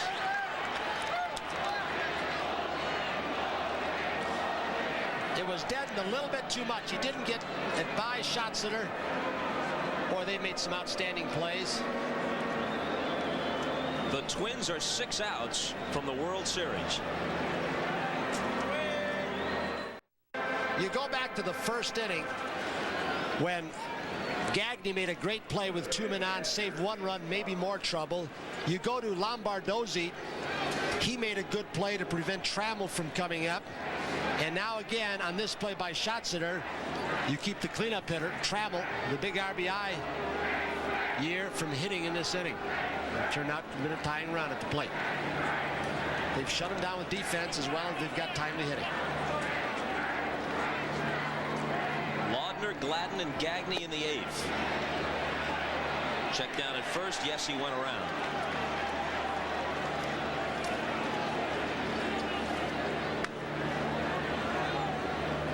In the 1 dugout, Sparky Anderson, winner of 7 division championships, 5 pennants, gunning for a 6th, 3 world titles, 2 in Cincinnati, 1 here in '84. In the other dugout, a rookie manager, Tom Kelly, replaced Ray Miller in September of '86. They didn't know for sure if they'd even re-sign him for this year.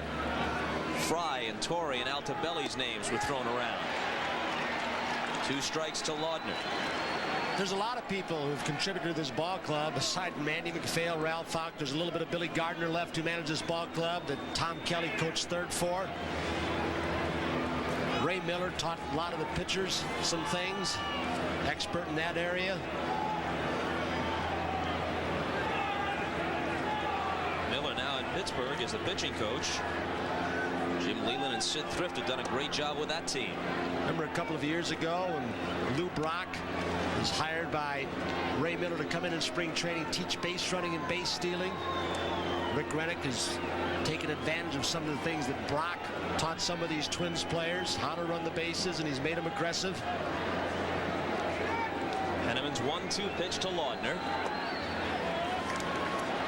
You know, earlier in the series we remarked that Bill LaJoy of the Tigers and Al Rosen of the Giants would appear to be the odds-on choices as executives of the year, and I believe it will turn out that way because of the in-season acquisitions that turned the tide for their respective clubs. But Andy MacPhail of the Twins will get a lot of support. At 34, the youngest GM in the game, he's the guy who pushed for Kelly in the offseason. Laudner goes down swinging. He said he's the guy we should have. He's the choice of the players. So first he got that done. Then he went out and he got Reardon and Berenguer and Gladden to give them a leadoff man and Newman to give Kelly some maneuverability off the bench. Andy MacPhail has done a whale of a job. You think he's got a pretty good pedigree? Oh, yeah. Larry MacPhail, his grandpa, put lights in, taught him a lot. Boy, then comes Lee with the Yankees, the American League president. Really stopped a massive strike almost single-handedly when he did the negotiating for the owners. And now Andy.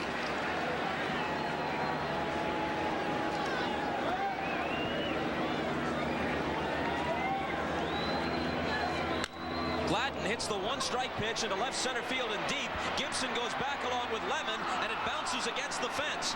Gladden will have a double with 1 out here in the top half of the 8th. He's made a lot of more than subtle contributions with that feistiness, and that's one of the things they wanted from him. You get Gagne for stability, you get the humor of some of the players. You end up taking the swagger and the cockiness of a Gladden along with you in your leadoff spot, and you put all those components together and you get a pretty decent chemistry with this team. Gladden's 2 for 5. And he's at second with 1 out as Muffet visits the mound. Mark Thurman's been throwing over the last 5 or 6 minutes. Thurman really there in case they get into this inning or they get something going, and perhaps will come in to pitch to Herbeck. And Muffet, one of the things I'm sure he said to just talk over the scouting report is do not get in the pattern where you take your eye off Gladden with 1 out, because he will steal third base. I'm sure that's one of the things he let the rookie pitcher Henneman know about. Gagne has 3 extra base hits in the last 2 games, 2 doubles and a homer. Actually, go back to Saturday, he also hit 1 out in that game.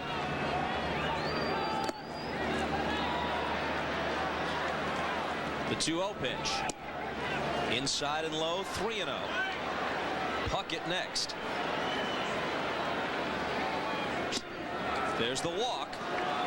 First and second, 1 out. Puckett to the plate and Herbeck to the on-deck circle. Kirby had 2 hits last night, a single and a homer. He's got 2 singles today, plus a stolen base. A bouncer that Henneman spears. He goes to second for the force. On to first, no, and it gets by. Wild throw, and a run comes home. Throw it should never been made. And there it is again, that man who's been in the middle of a lot of things. Again, the smartest base runner, is in Rick Rennick's word, Greg Gagne, first and second. Gagne with an outstanding jump and a very aggressive slide. He threw it on the wrong side. And the ball shoots right on by Evans, but basically what happened, watch Greg Gagne, who gives the batter runner a couple of extra steps. It hit the glove of Evans. I would think it might be an error on Darrell. I wonder if he was taking his eye off the ball in case the runner from second was going to round. He was going to try and get it, knowing he didn't have the back end of the double play, and was going to reach for the ball and get his feet set to come home in case he kept coming from second. Scored as a fielder's choice for the force at second, and error 3 on Evans. There's probably more noise in living rooms all around Minneapolis and St. Paul than in this ballpark.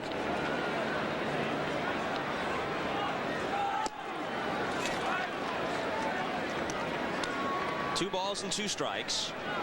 2 outs and Puckett at first. Every time the Twins have needed the hit, the pitch, or something's gone wrong, they've gotten it, the pinch hit. Now they need a hard slide by Gagne, and knowing that Gladden was on second base, Evans was going to get the ball and knew he didn't have the double play. But Gagne's been around with a lot of big things for this Twins ball club. Right in truth, Gagne's slide didn't really affect Whitaker's throw, which was a good one. Evans missed the ball. The runner goes, foul ball. What it did was it threw the timing off of Whitaker, who had to take an extra step inside the bag, and with Gagne's speed, you saw where the throw was. Ordinarily, the second baseman or shortstop want the ball on the first base side because their momentum is going toward first base. But the way it was, Whitaker had to go across the bag, and then it made it look like a bad throw to him, which upset the timing, and the ball sailed, and Evans knew he had to get it out of the glove in a hurry if he could catch it to get Gladden, who might be coming home. So it's an error, no doubt about it. But again, the intense play of a Gagne and Gladden at second base. All true, but Evans has to catch that throw. Not making one excuse for him. Here's a bouncer up the middle. That one will sneak through. Puckett winds around second and heads into third. I was just trying to tell you from the ballboy's viewpoint what was happening, and and all the things that were into it. Evans had thought of them all. I mean, the ideal thing would have been for Whitaker not even to throw the ball. That would have been the best thing, because there was no double play possibility, as we saw. Now it's Gaetti, who was hit by a pitches last time. He's 1 for 3 officially. His single started the 4-run second. Gaetti bounces one to Morrison.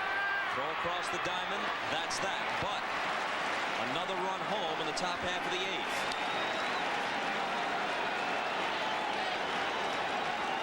It'll be Trammell, Noakes, and Lemon when we come back.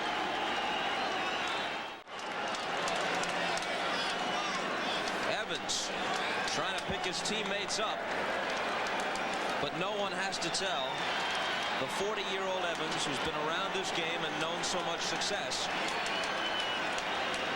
that the last couple of games he has not been able to get the job done, especially in the field. He made 2 errors last night at third base after they shifted him over. He made an error in this last inning at first. Berenguer is in.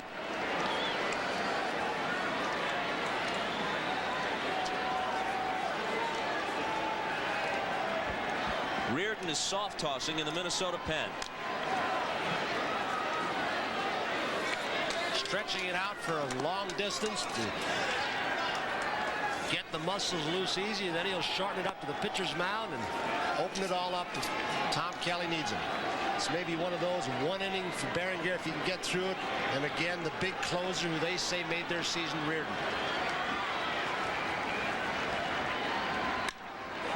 In the air to right, Brunansky glides over. 5 outs from the World Series.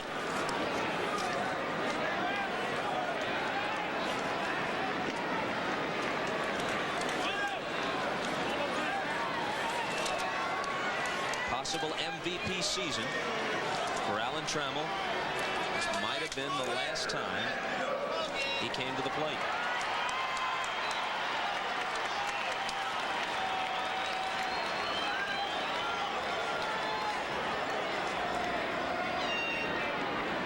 Noakes had the homer in the 4th. He takes a strike.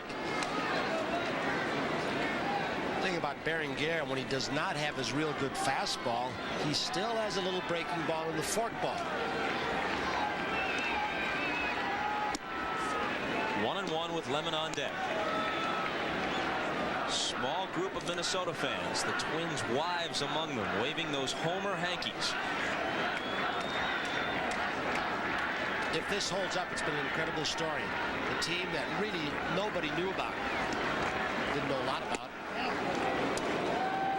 You knew that Hawkins and Herbeck's been around a while. Bernansky's had home run years. Of course, knew about Blyleven and Viola, but so many role players, whether it's Gagne, Gladden, Laudner with his throw, some of the guys off the bench.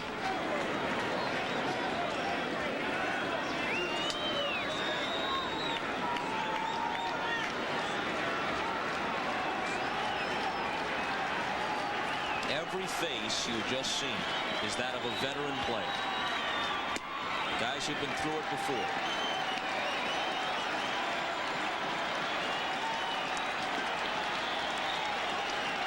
Most of the people in that dugout went through the championship season of 1984. An almost magical year for the Tigers and for their city. Be a few minutes from the end of their 1987 season. And Reardon at this point is heated up to about full speed. He perhaps has let Rick Stelmazik know that if you need me for more than 1 inning, I can go, because he was throwing very hard just a moment ago. 3-2 pitch, and Noakes pops it into shallow left. Gagne and Gladden. Gladden comes in to make the catch. 4 outs from the World Series.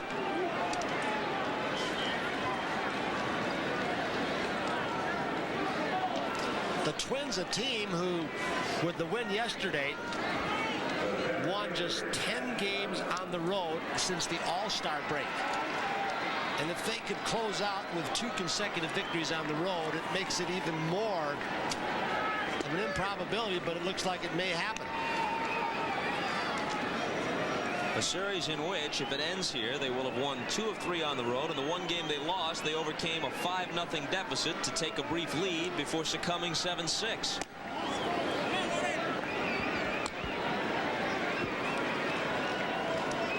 So in truth, there was scarcely a time when they weren't in control of the series. Don Baylor. Lemon drives one to right. This one has a chance. Brunansky back. Gone.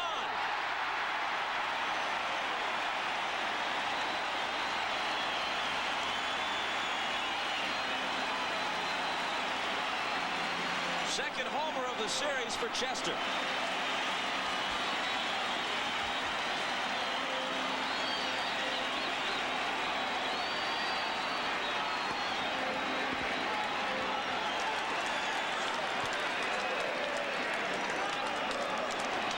Kelly has a 2-run lead to work with.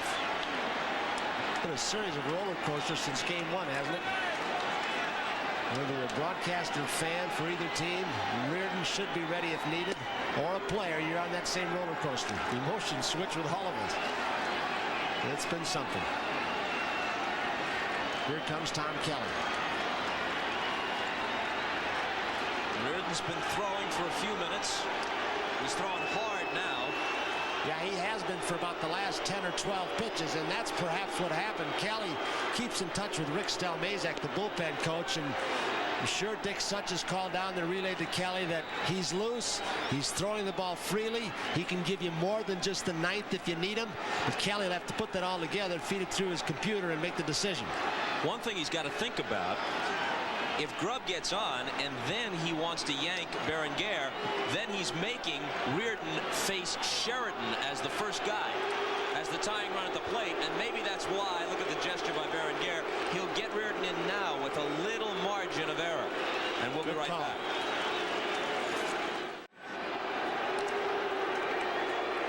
Responding to the derision directed toward him by the Detroit fans, Berenguer, ever the showman, doffs the cap. Well, they talked about Reardon being the most important component as Berenguer leaves, gets a few high fives. Yeah, you survived Detroit.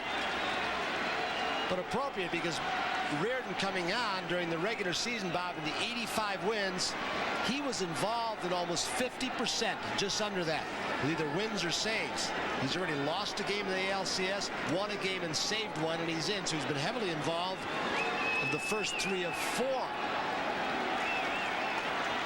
Grubb at the plate, Sheridan on deck.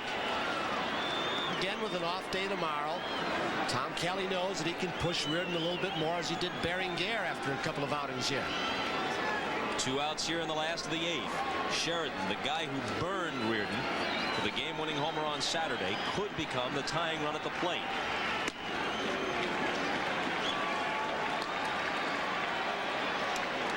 There he is.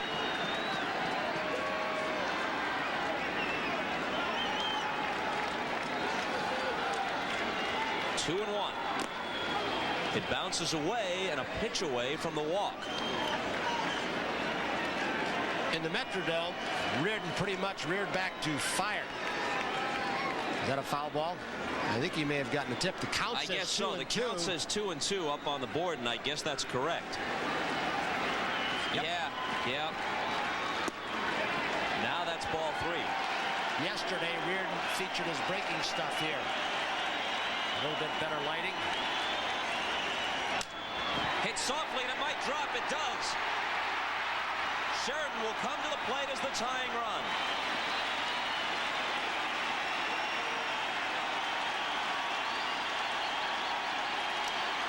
Well, Kelly wanted to make sure that Sheridan wasn't the first man Reardon faced, but he's got to go up against him anyway.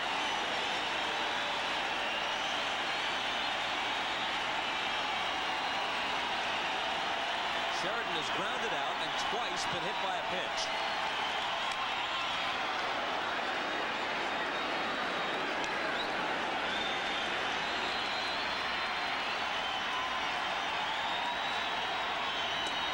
He skips away and the ball goes to the backstop. Grubb to second. And sometimes when the edge is off just a little bit, you've had You pitch the day before and you're a short reliever. You try and overthrow, and you overthrow, and here's what can happen. Reardon going to come up with one more big fastball. It hit Riley on the instep and bounced the other way.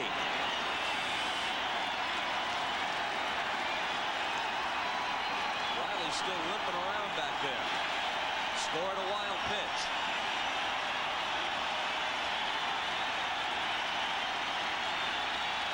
Reardon with a sign from Laudner. Sheridan awaits the 2-1. In there.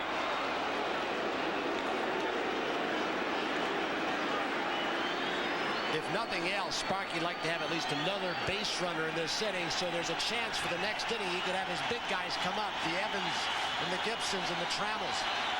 The 2-2 pitch. He laid off, and the count is full.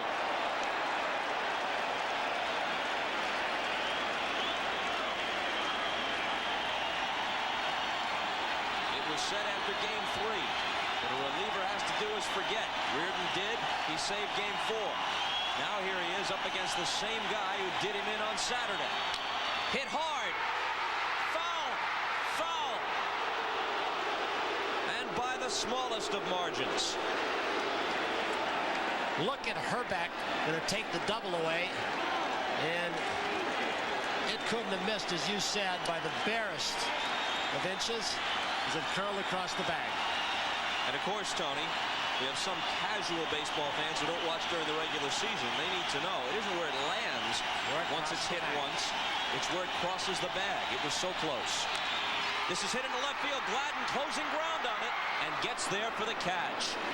A breaking ball on 3-2 after he saw that Sheridan could hook the fastball. 1 run on Lemon's homer, but they still trail by 2. The Twins are 3 outs away. Luckily, within this stately-looking manor dwell a dynamic duo of twin do-gooders, Ked Herbeck and Tom Bernansky, a bruising pair of hitters. I'm Herbie. I'm Bruno. And we're the Bruise Brothers. Date, September 11th. Time, 3 p.m. Bruno and I mobilize our vehicle. There's a 643 in progress, and we're headed for the scene of the infraction. The address, Hubert H. Humphrey Metrodome. We park our vehicle and behave as inconspicuously as possible. We're working undercover this time, but you can never be too cautious. So we're packing Louisville sluggers. We're ready to hurl ourselves into action. We pass through the locker room relatively unnoticed. So far, so good. 3:20 p.m. Bruno and I head down the runway toward the field. No telling what's going on down there, but we're ready for anything, including the Kansas City Royals.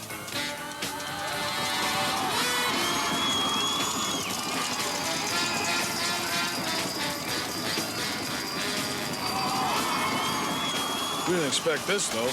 Throngs of cheering Bruise Brothers fans. Hey, man, no problem here. Everything checks out just fine. Didn't think we were this famous. Bruno and I decided to put on a show. Just to keep our fans happy, of course. The Bruise Brothers are defenders of truth, justice, and the long-distance home run clout. But unfortunately, there are still people in Minnesota who don't know about them. What do you guys think you're doing here? We're the Bruise Brothers. Ah, that don't mean nothing to me. Out. We'll be back. We'll be back. Okay. I'll be waiting for you. Well, it's like they say, fame is sometimes fleeting. As Henneman goes to work in the top half of the ninth, it's Bush, Brunansky, and Lombardozzi, but of greater interest in the bottom half of the inning for the Tigers. Morrison is scheduled to lead off, then Whitaker and Evans. Well, Bergman is gone. He is already pinch hit. So that was the left-handed bat off the bench. You've got Madlock, Herndon, and Heath sitting there. And Sparky Anderson. All right-handed batters.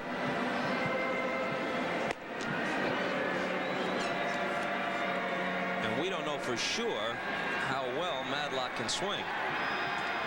nursing the swollen left hand. He went about 11 days without BP until just the last few. He played some games, but he didn't want to damage his hand anymore by taking batting practice.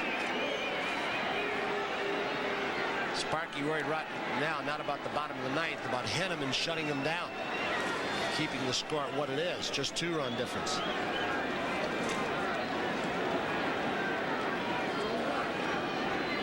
Tigers had an incredible last week to catch and then pass the Blue Jays at the wire.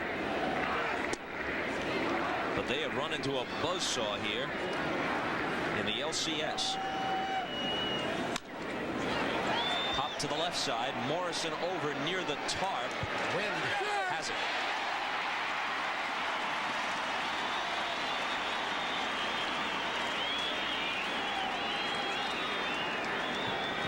Brunansky, who's going to get some votes as the MVP of the series if it ends here. He's had a lot of big hits. 2 of them today. Had a 2-run double in the second. That began the Twins scoring. He had a single in the 7th. The thing about it, he's gotten a lot of those big hits way down in the 7th spot. He's still driven in runs from that slot. Takes a strike. The irony is the trophy for the American League Championship Series MVP is the Lee MacPhail Award. Lee's son Andy is the Twins GM. As it stands now, some Twins player is going to latch on to it. 0-2. Gaetti will get some votes. Reardon will get some votes if he can finish the Tigers off in the 9th. Drive to left. Gibson goes back. It keeps on sailing, and it's in the seats. A home run for Brunansky.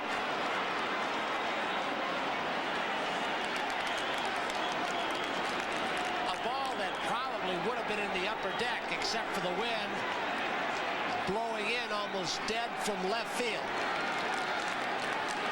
He really crunched that pitch, but it was so high. The wind almost deadened it and kept it in the park. The same thing happened to him on a homer that he really got all of on Saturday, and the ball barely cleared the fence. He has 7 hits now in the series, 6 of them for extra bases, 4 doubles, and this is second home run.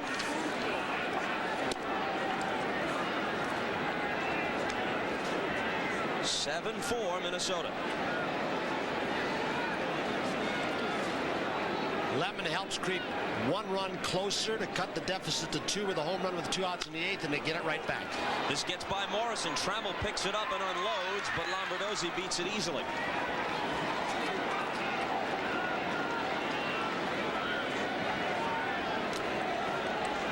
Let's watch Gibson.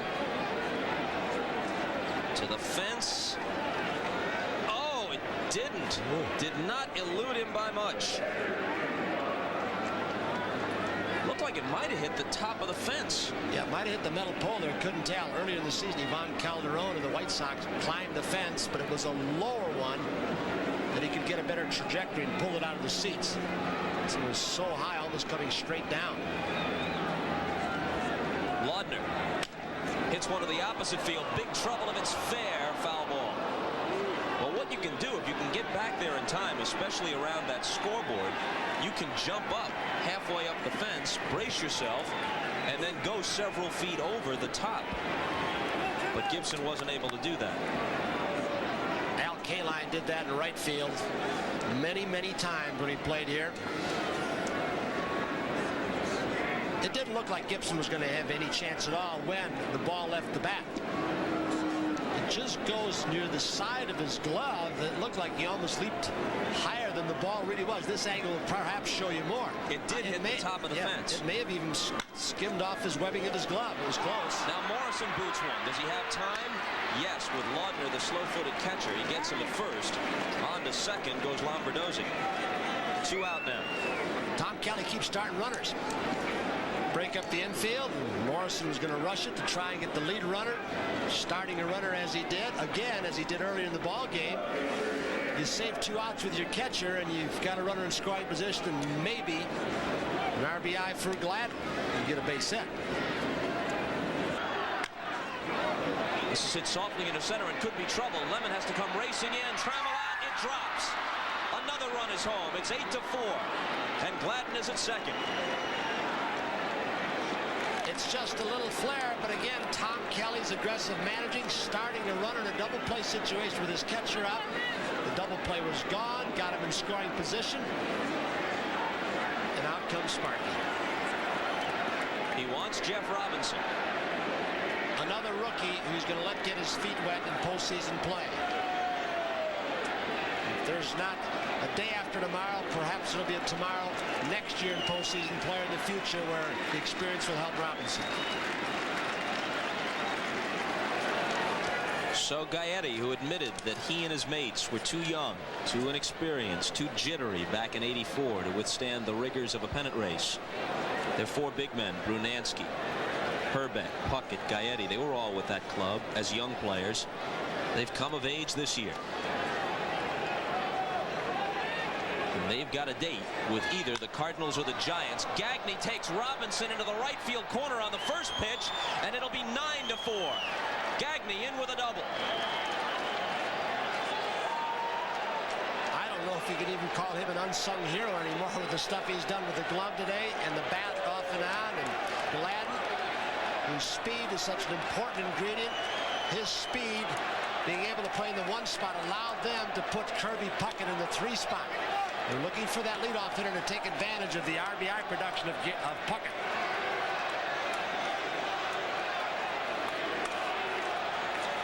Gladden, who had 3 hits today, 2 of them doubles. Gagne on with a double. All 5 of his hits for extra bases. 3 doubles and 2 home runs in the series. Puckett fouls it off. And I guess it is very safe to say now that the Twins have a date with either the Cardinals or the Giants, barring the comeback of all comebacks in the last half of the ninth. You saw Don Baylor. Looks like he'll be back in the series for the 2nd straight year. Went through the heartache with the Red Sox when they couldn't get the last strike in Game 6 against the Mets. Another chance this time around. They got him more for his clubhouse influence, actually, than what he might produce with his bat. But he got the big hit off Hernandez that won Game 1.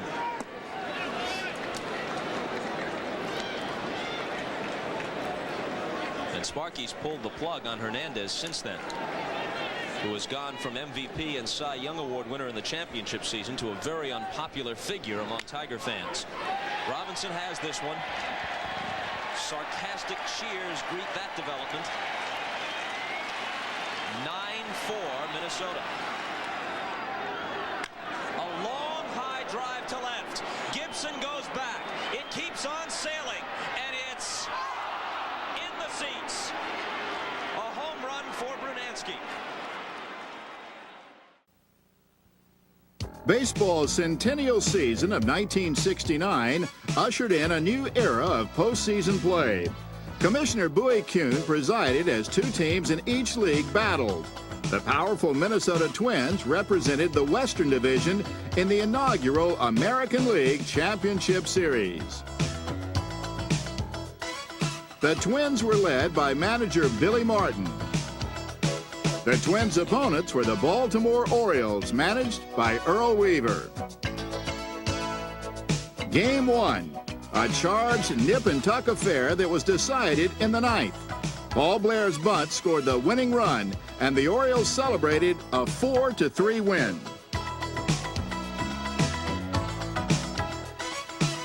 Game 2 of the series was equally dramatic.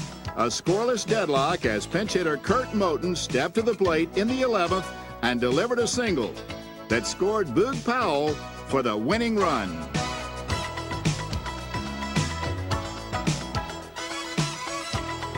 Jim Palmer shut down the Twins with a complete game 11-2 victory, and the O's completed a 3-game sweep in the best-of-5 championship series.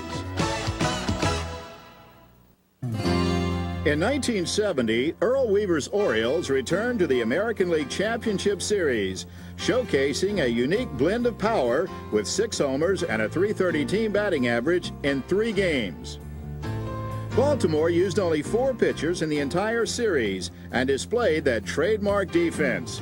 In 1970, the Orioles swept the Twins, and then in '71 captured their 9th victory in 9 championship series games when they swept the Oakland A's. That before Game 1 in the Hubert H. Humphrey Dome in the Minneapolis-St. Paul area, overwhelming underdogs with whomever you spoke. Casual baseball fans or sophisticated ones, and yet they've put together a league championship series where they've taken advantage of every pitch that was hittable, made every defensive play that they possibly could, got key base hits. His personality, Tom Kelly's, they say the 2 things that have made this ball club. When Andy McPhail convinced Mr. Pohlad to hire Kelly, who's an organizational man, they said his personality, allowing them to be loose and relaxed and reared out of the pen, are what made this team and brought it together. But there are a lot more other components than that, but those are 2 important ones. And pretty soon he'll be going over the scouting reports compiled by a former Twins manager, Cal Irmer, who is now the advanced scout covering the National League clubs, as this remarkable team prepares to enter the World Series for the 2nd time in its history. They were there in 1965. The Cardinals and the Giants have 7 scouts scouting this series. The Giants have Carlos Alfonso, Grady Hatton, Milt Graff, Bob Miller, the former Major League pitcher. The Cardinals have Rube Walker, Freddie McAllister, Tim Thompson scouting these 2 teams. So there are a lot of baseball people here, and they'll take what they've seen and take it to the World Series. 37-year-old Tom Kelly. His father was a minor league ball player in the Giants organization for a while. Dad Joe and Mom Ann back in New Jersey. Boy, are they proud of their son and what he's accomplished in his first full season as a major league manager. And as you said earlier in this series, hit his first home run here in Detroit. First and only. First and only. Dick Such is confident, who really has pretty free reign with the pitching staff, and his input is so big to Kelly. Keep that one open. Unless something changes radically, today's NBC Miller Lite player of the game is Tom Brunansky. Miller Lite is happy to present a check for $1,000 in his name to the National Multiple Sclerosis Society. He had a single, a double, and a home run, and he might very well be the series MVP when all the ballots from the media have been tabulated.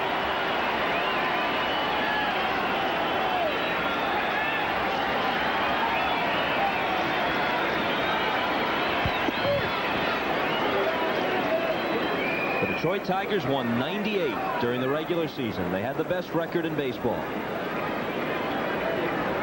They were odds on in this one, but it didn't turn out that way. Strike 1 to Morrison. 0-2. Sparky Anderson was talking before the series. He said, you know, every time I have won in postseason play, and that's a lot of playoffs with the Reds and the Tigers, 3 World Series championships, the opposing manager has never come to my clubhouse to congratulate me. But I've always made that walk when I've been on the losing side.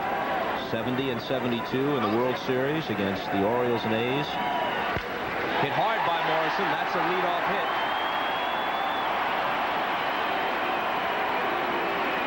And the last time Sparky tasted defeat in postseason, the playoffs against the Mets in '73.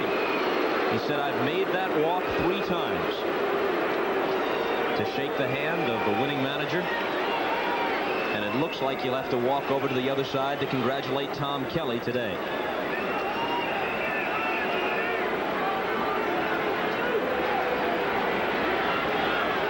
I guess you don't believe Yogi at this point. Hey, I stood in the Red Sox clubhouse with 2 outs and nobody on in the bottom of the 10th inning in Game 6 of the World Series. 2-0 to Whitaker. The trophy was already there. Bruce Hurst had already been named the World Series MVP. Mrs. Yawkey was there to receive the championship trophy from the commissioner. And we all know what happened. We rule nothing out. improbable is an understatement. 3-0 to Whitaker, though.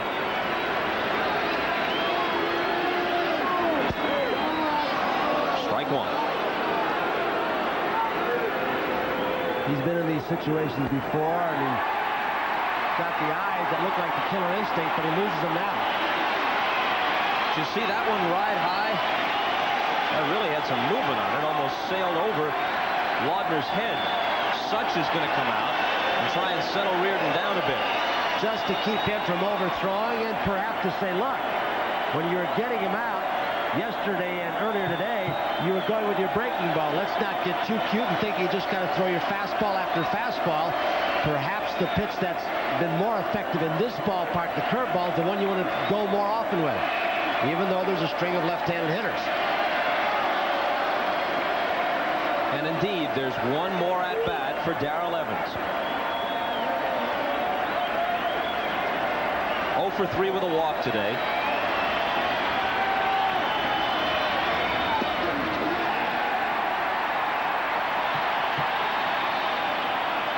Sparky, before this ball game, he said, now we'll see if they can close us off. And he was philosophizing, but hoping he was a prophet, and they wouldn't be able to.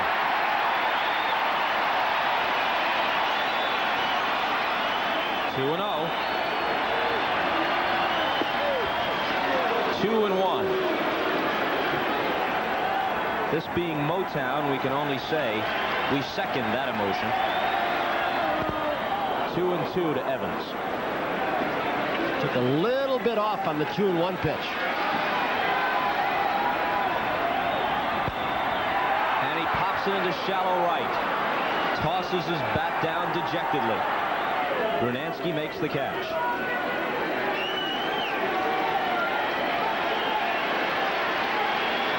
Some applause for Darrell as he heads back to the dugout. 34 homers at the age of 40. And a team leader throughout a memorable season for the Tigers.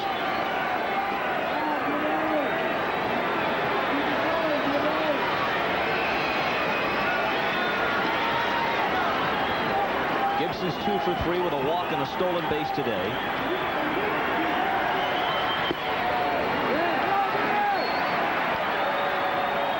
For 20 in the series. Could be a hit. It's over Gaetti. Morrison comes home.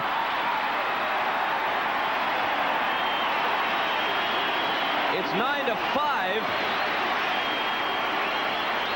And they are one hit, walk, or something from bringing the tying run to the plate.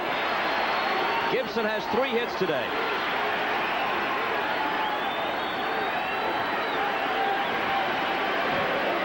You've got power almost throughout the Tigers lineup. So it can strike anywhere and you can get an instant 2 or 3 runs.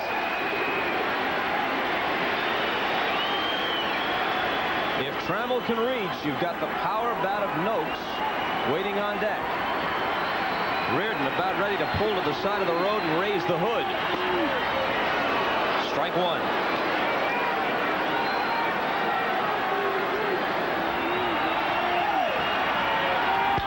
Hit hard and caught by Gagne. He's been all over the place, hasn't he? That was a smash. And as hard as it was hit, he still had to glide 2-3 steps to his left.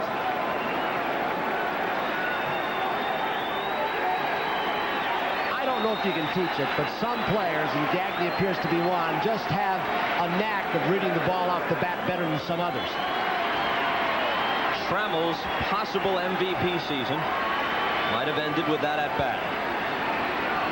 It's going to be either him or George Bell.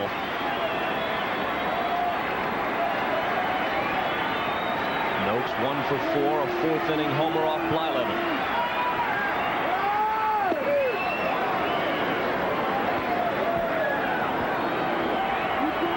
Lemon on deck. The Twins are a strike away from the World Series. A World Series where 4 of the 7, if it went that far, could be at the Metrodome. Any pitch could be the last.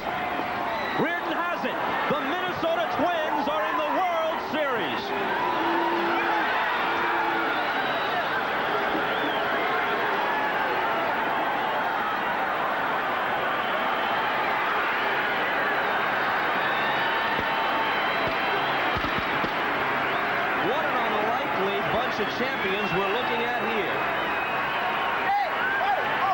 And their joy is well earned.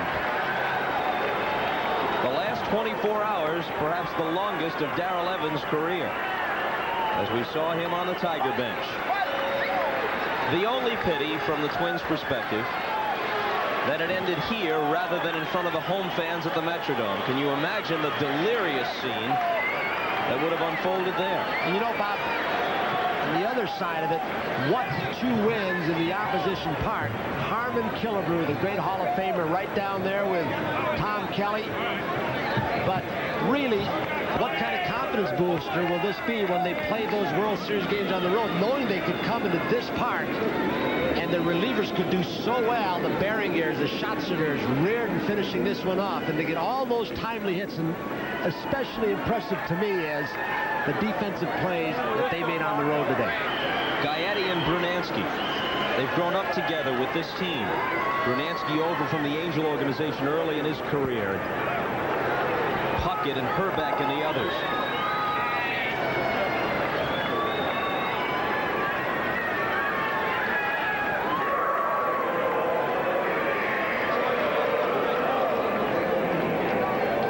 You never feel good losing, but if there will be a bunch of gracious losers, you just saw a few in your picture.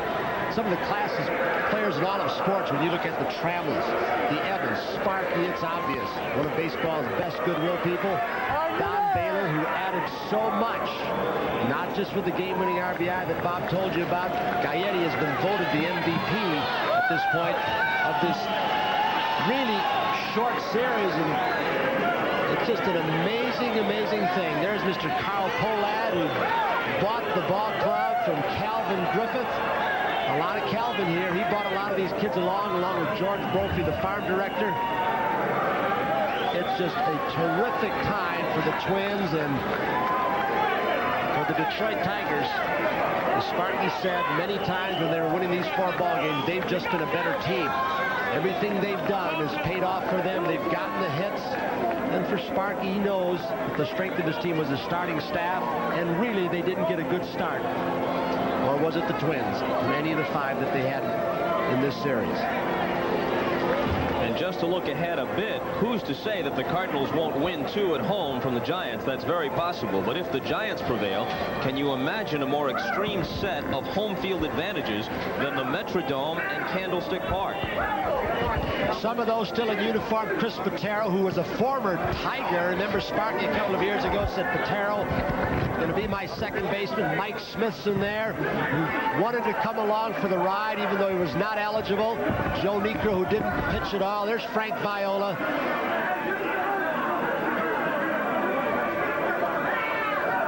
Blyleven gets the win, his second of this playoff, and a big continuing story was the inability of the Tiger starters to get the job done, and Alexander, perfect during the regular season for Detroit, went 0-2 in this LCS. You saw Tom Nieto right there with the jacket on. Tom Kelly insisted that all of those who contributed, even though they're not eligible, come along in uniform.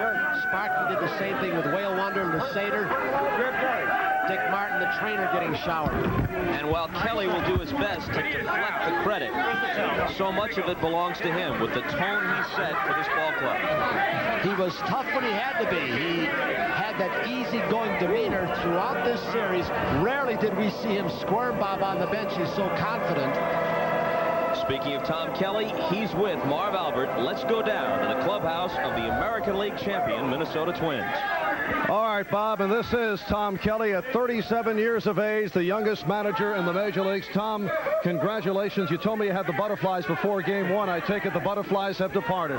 Well, my mouth was awful dry that last inning, and Dick Such said, gee, I can't even feel the roof of my mouth anymore. We were pretty well wiped out in the dugout, and we put it all in Reardon's hand, and he did a hell of a job for us. Now, going into this series, the Tigers were the big favorites. Did you feel the Twins got lack of respect, and this is something that obviously makes the victory even sweeter?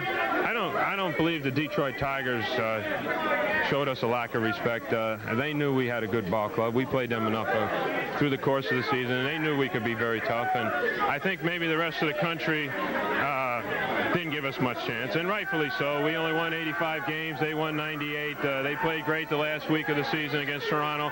They deserved to be the favorites, and I was just so glad my ball players put on such a great show for the people across the country and gave us to show off the Minnesota Twins and their fine organization. And you managed very aggressively. Bob Costas and Tony Kubek discussed that at length today. Well, we try to be aggressive. We try to entertain the people. As one of our philosophies coming into spring training, we're going to try to take the game to them. Here's oh no! And thanks, Bert. Bert Blyleven, who won 2 games and had 2 very strong efforts, and also a good effort in getting you. He's a big horse for us, and you can't say enough about this guy. I wouldn't know where to start. He's an outstanding individual, and he gives you all he's got every time out. And he gives up some home runs now and then, but for me, he gets the ball every 4 or 5 days. That's all I can say about him. You got to know him to appreciate him. All right, Tom, congratulations once again. Thank you very much, Mark. All right, Tom Kelly, manager of the Minnesota Twins, who make it to the World Series for the first time since 1965. Don Sutton is alongside Detroit Tiger manager Sparky Anderson. Well, Marv, as you can imagine, it's a little bit quieter over here. I have Sparky Anderson with me. Sparky, you've been quoted as saying this is your favorite ball club you've ever managed. Does that make this one tougher than the others? It's my favorite for what they've done, Don. You know, they weren't expected to do anything, and these kids reached back, and they give me everything. As I just told them, you have a nice winter because it's my most enjoyable year. They gave me everything they had, and I just like to say one thing, Don, to Tom Kelly and that ball club over there in Minnesota. They deserve it. They beat up on us in every direction, and they played as good and hard as you can. And their fans in Minnesota, oh, good luck to those 2 National League clubs after going there and listen to that noise.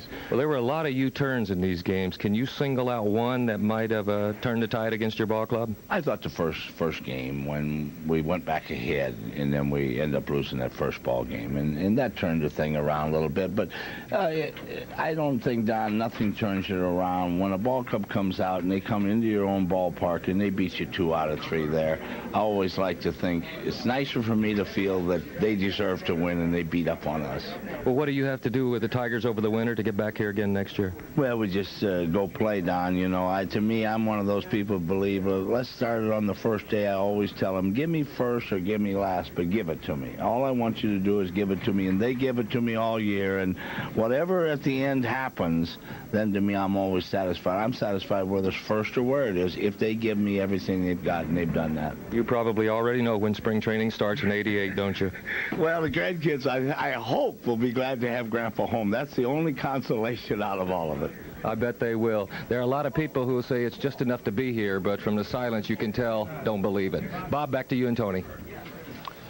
And that from Don Sutton, a man who surely knows he was with a team that lost a 3-1 lead, the California Angels, and didn't make it to the World Series a year ago. And as we say so long to Sparky and the Tigers, if you don't like him, who can you like? It's been a very emotional series, Bob, and the underdog did it, and they're heading for the World Series, and that's important to all of them. They're still looking for the check in the World Series ring. Game 5 of the American League Championship Series has been brought to you by Miller Genuine Draft, cold filtered draft beer. It's as real as it gets. By the heartbeat of America, today's Chevy truck. By Kentucky Fried Chicken, we do chicken right. And by Radio Shack Computer Centers, in business, for business. The executive producer of NBC Sports is Michael Weissman. The coordinating producer of NBC's baseball is Harry Coyle.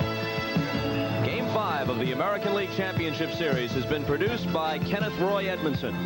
Directed by Andy Rosenberg. Replay producers David Neal and Ricky Diamond. Ricky Diamond was our producer in Minnesota. John Gonzalez directed the telecast from the Metrodome. Be sure to join NBC Sports tomorrow night as the St. Louis Cardinals with John Tudor attempt to stay in the National League pennant chase with the San Francisco Giants, who will use Dave Dravecki, who beat Tudor with a 2-hitter in Game 2. The pregame show with Marv Albert and Joe Morgan at 8 Eastern Time tomorrow night, and then the game with Vin Scully and Joe Garagiola, the Giants and the Cardinals. Tony, have a good winter, pal. See you next spring. For Tony Kubek, for our stat man up in the booth, Steve Horn, I'm Bob Costas. Thanks for being with us this past week. A tip of the cap to the Detroit Tigers, who had a great year. And congratulations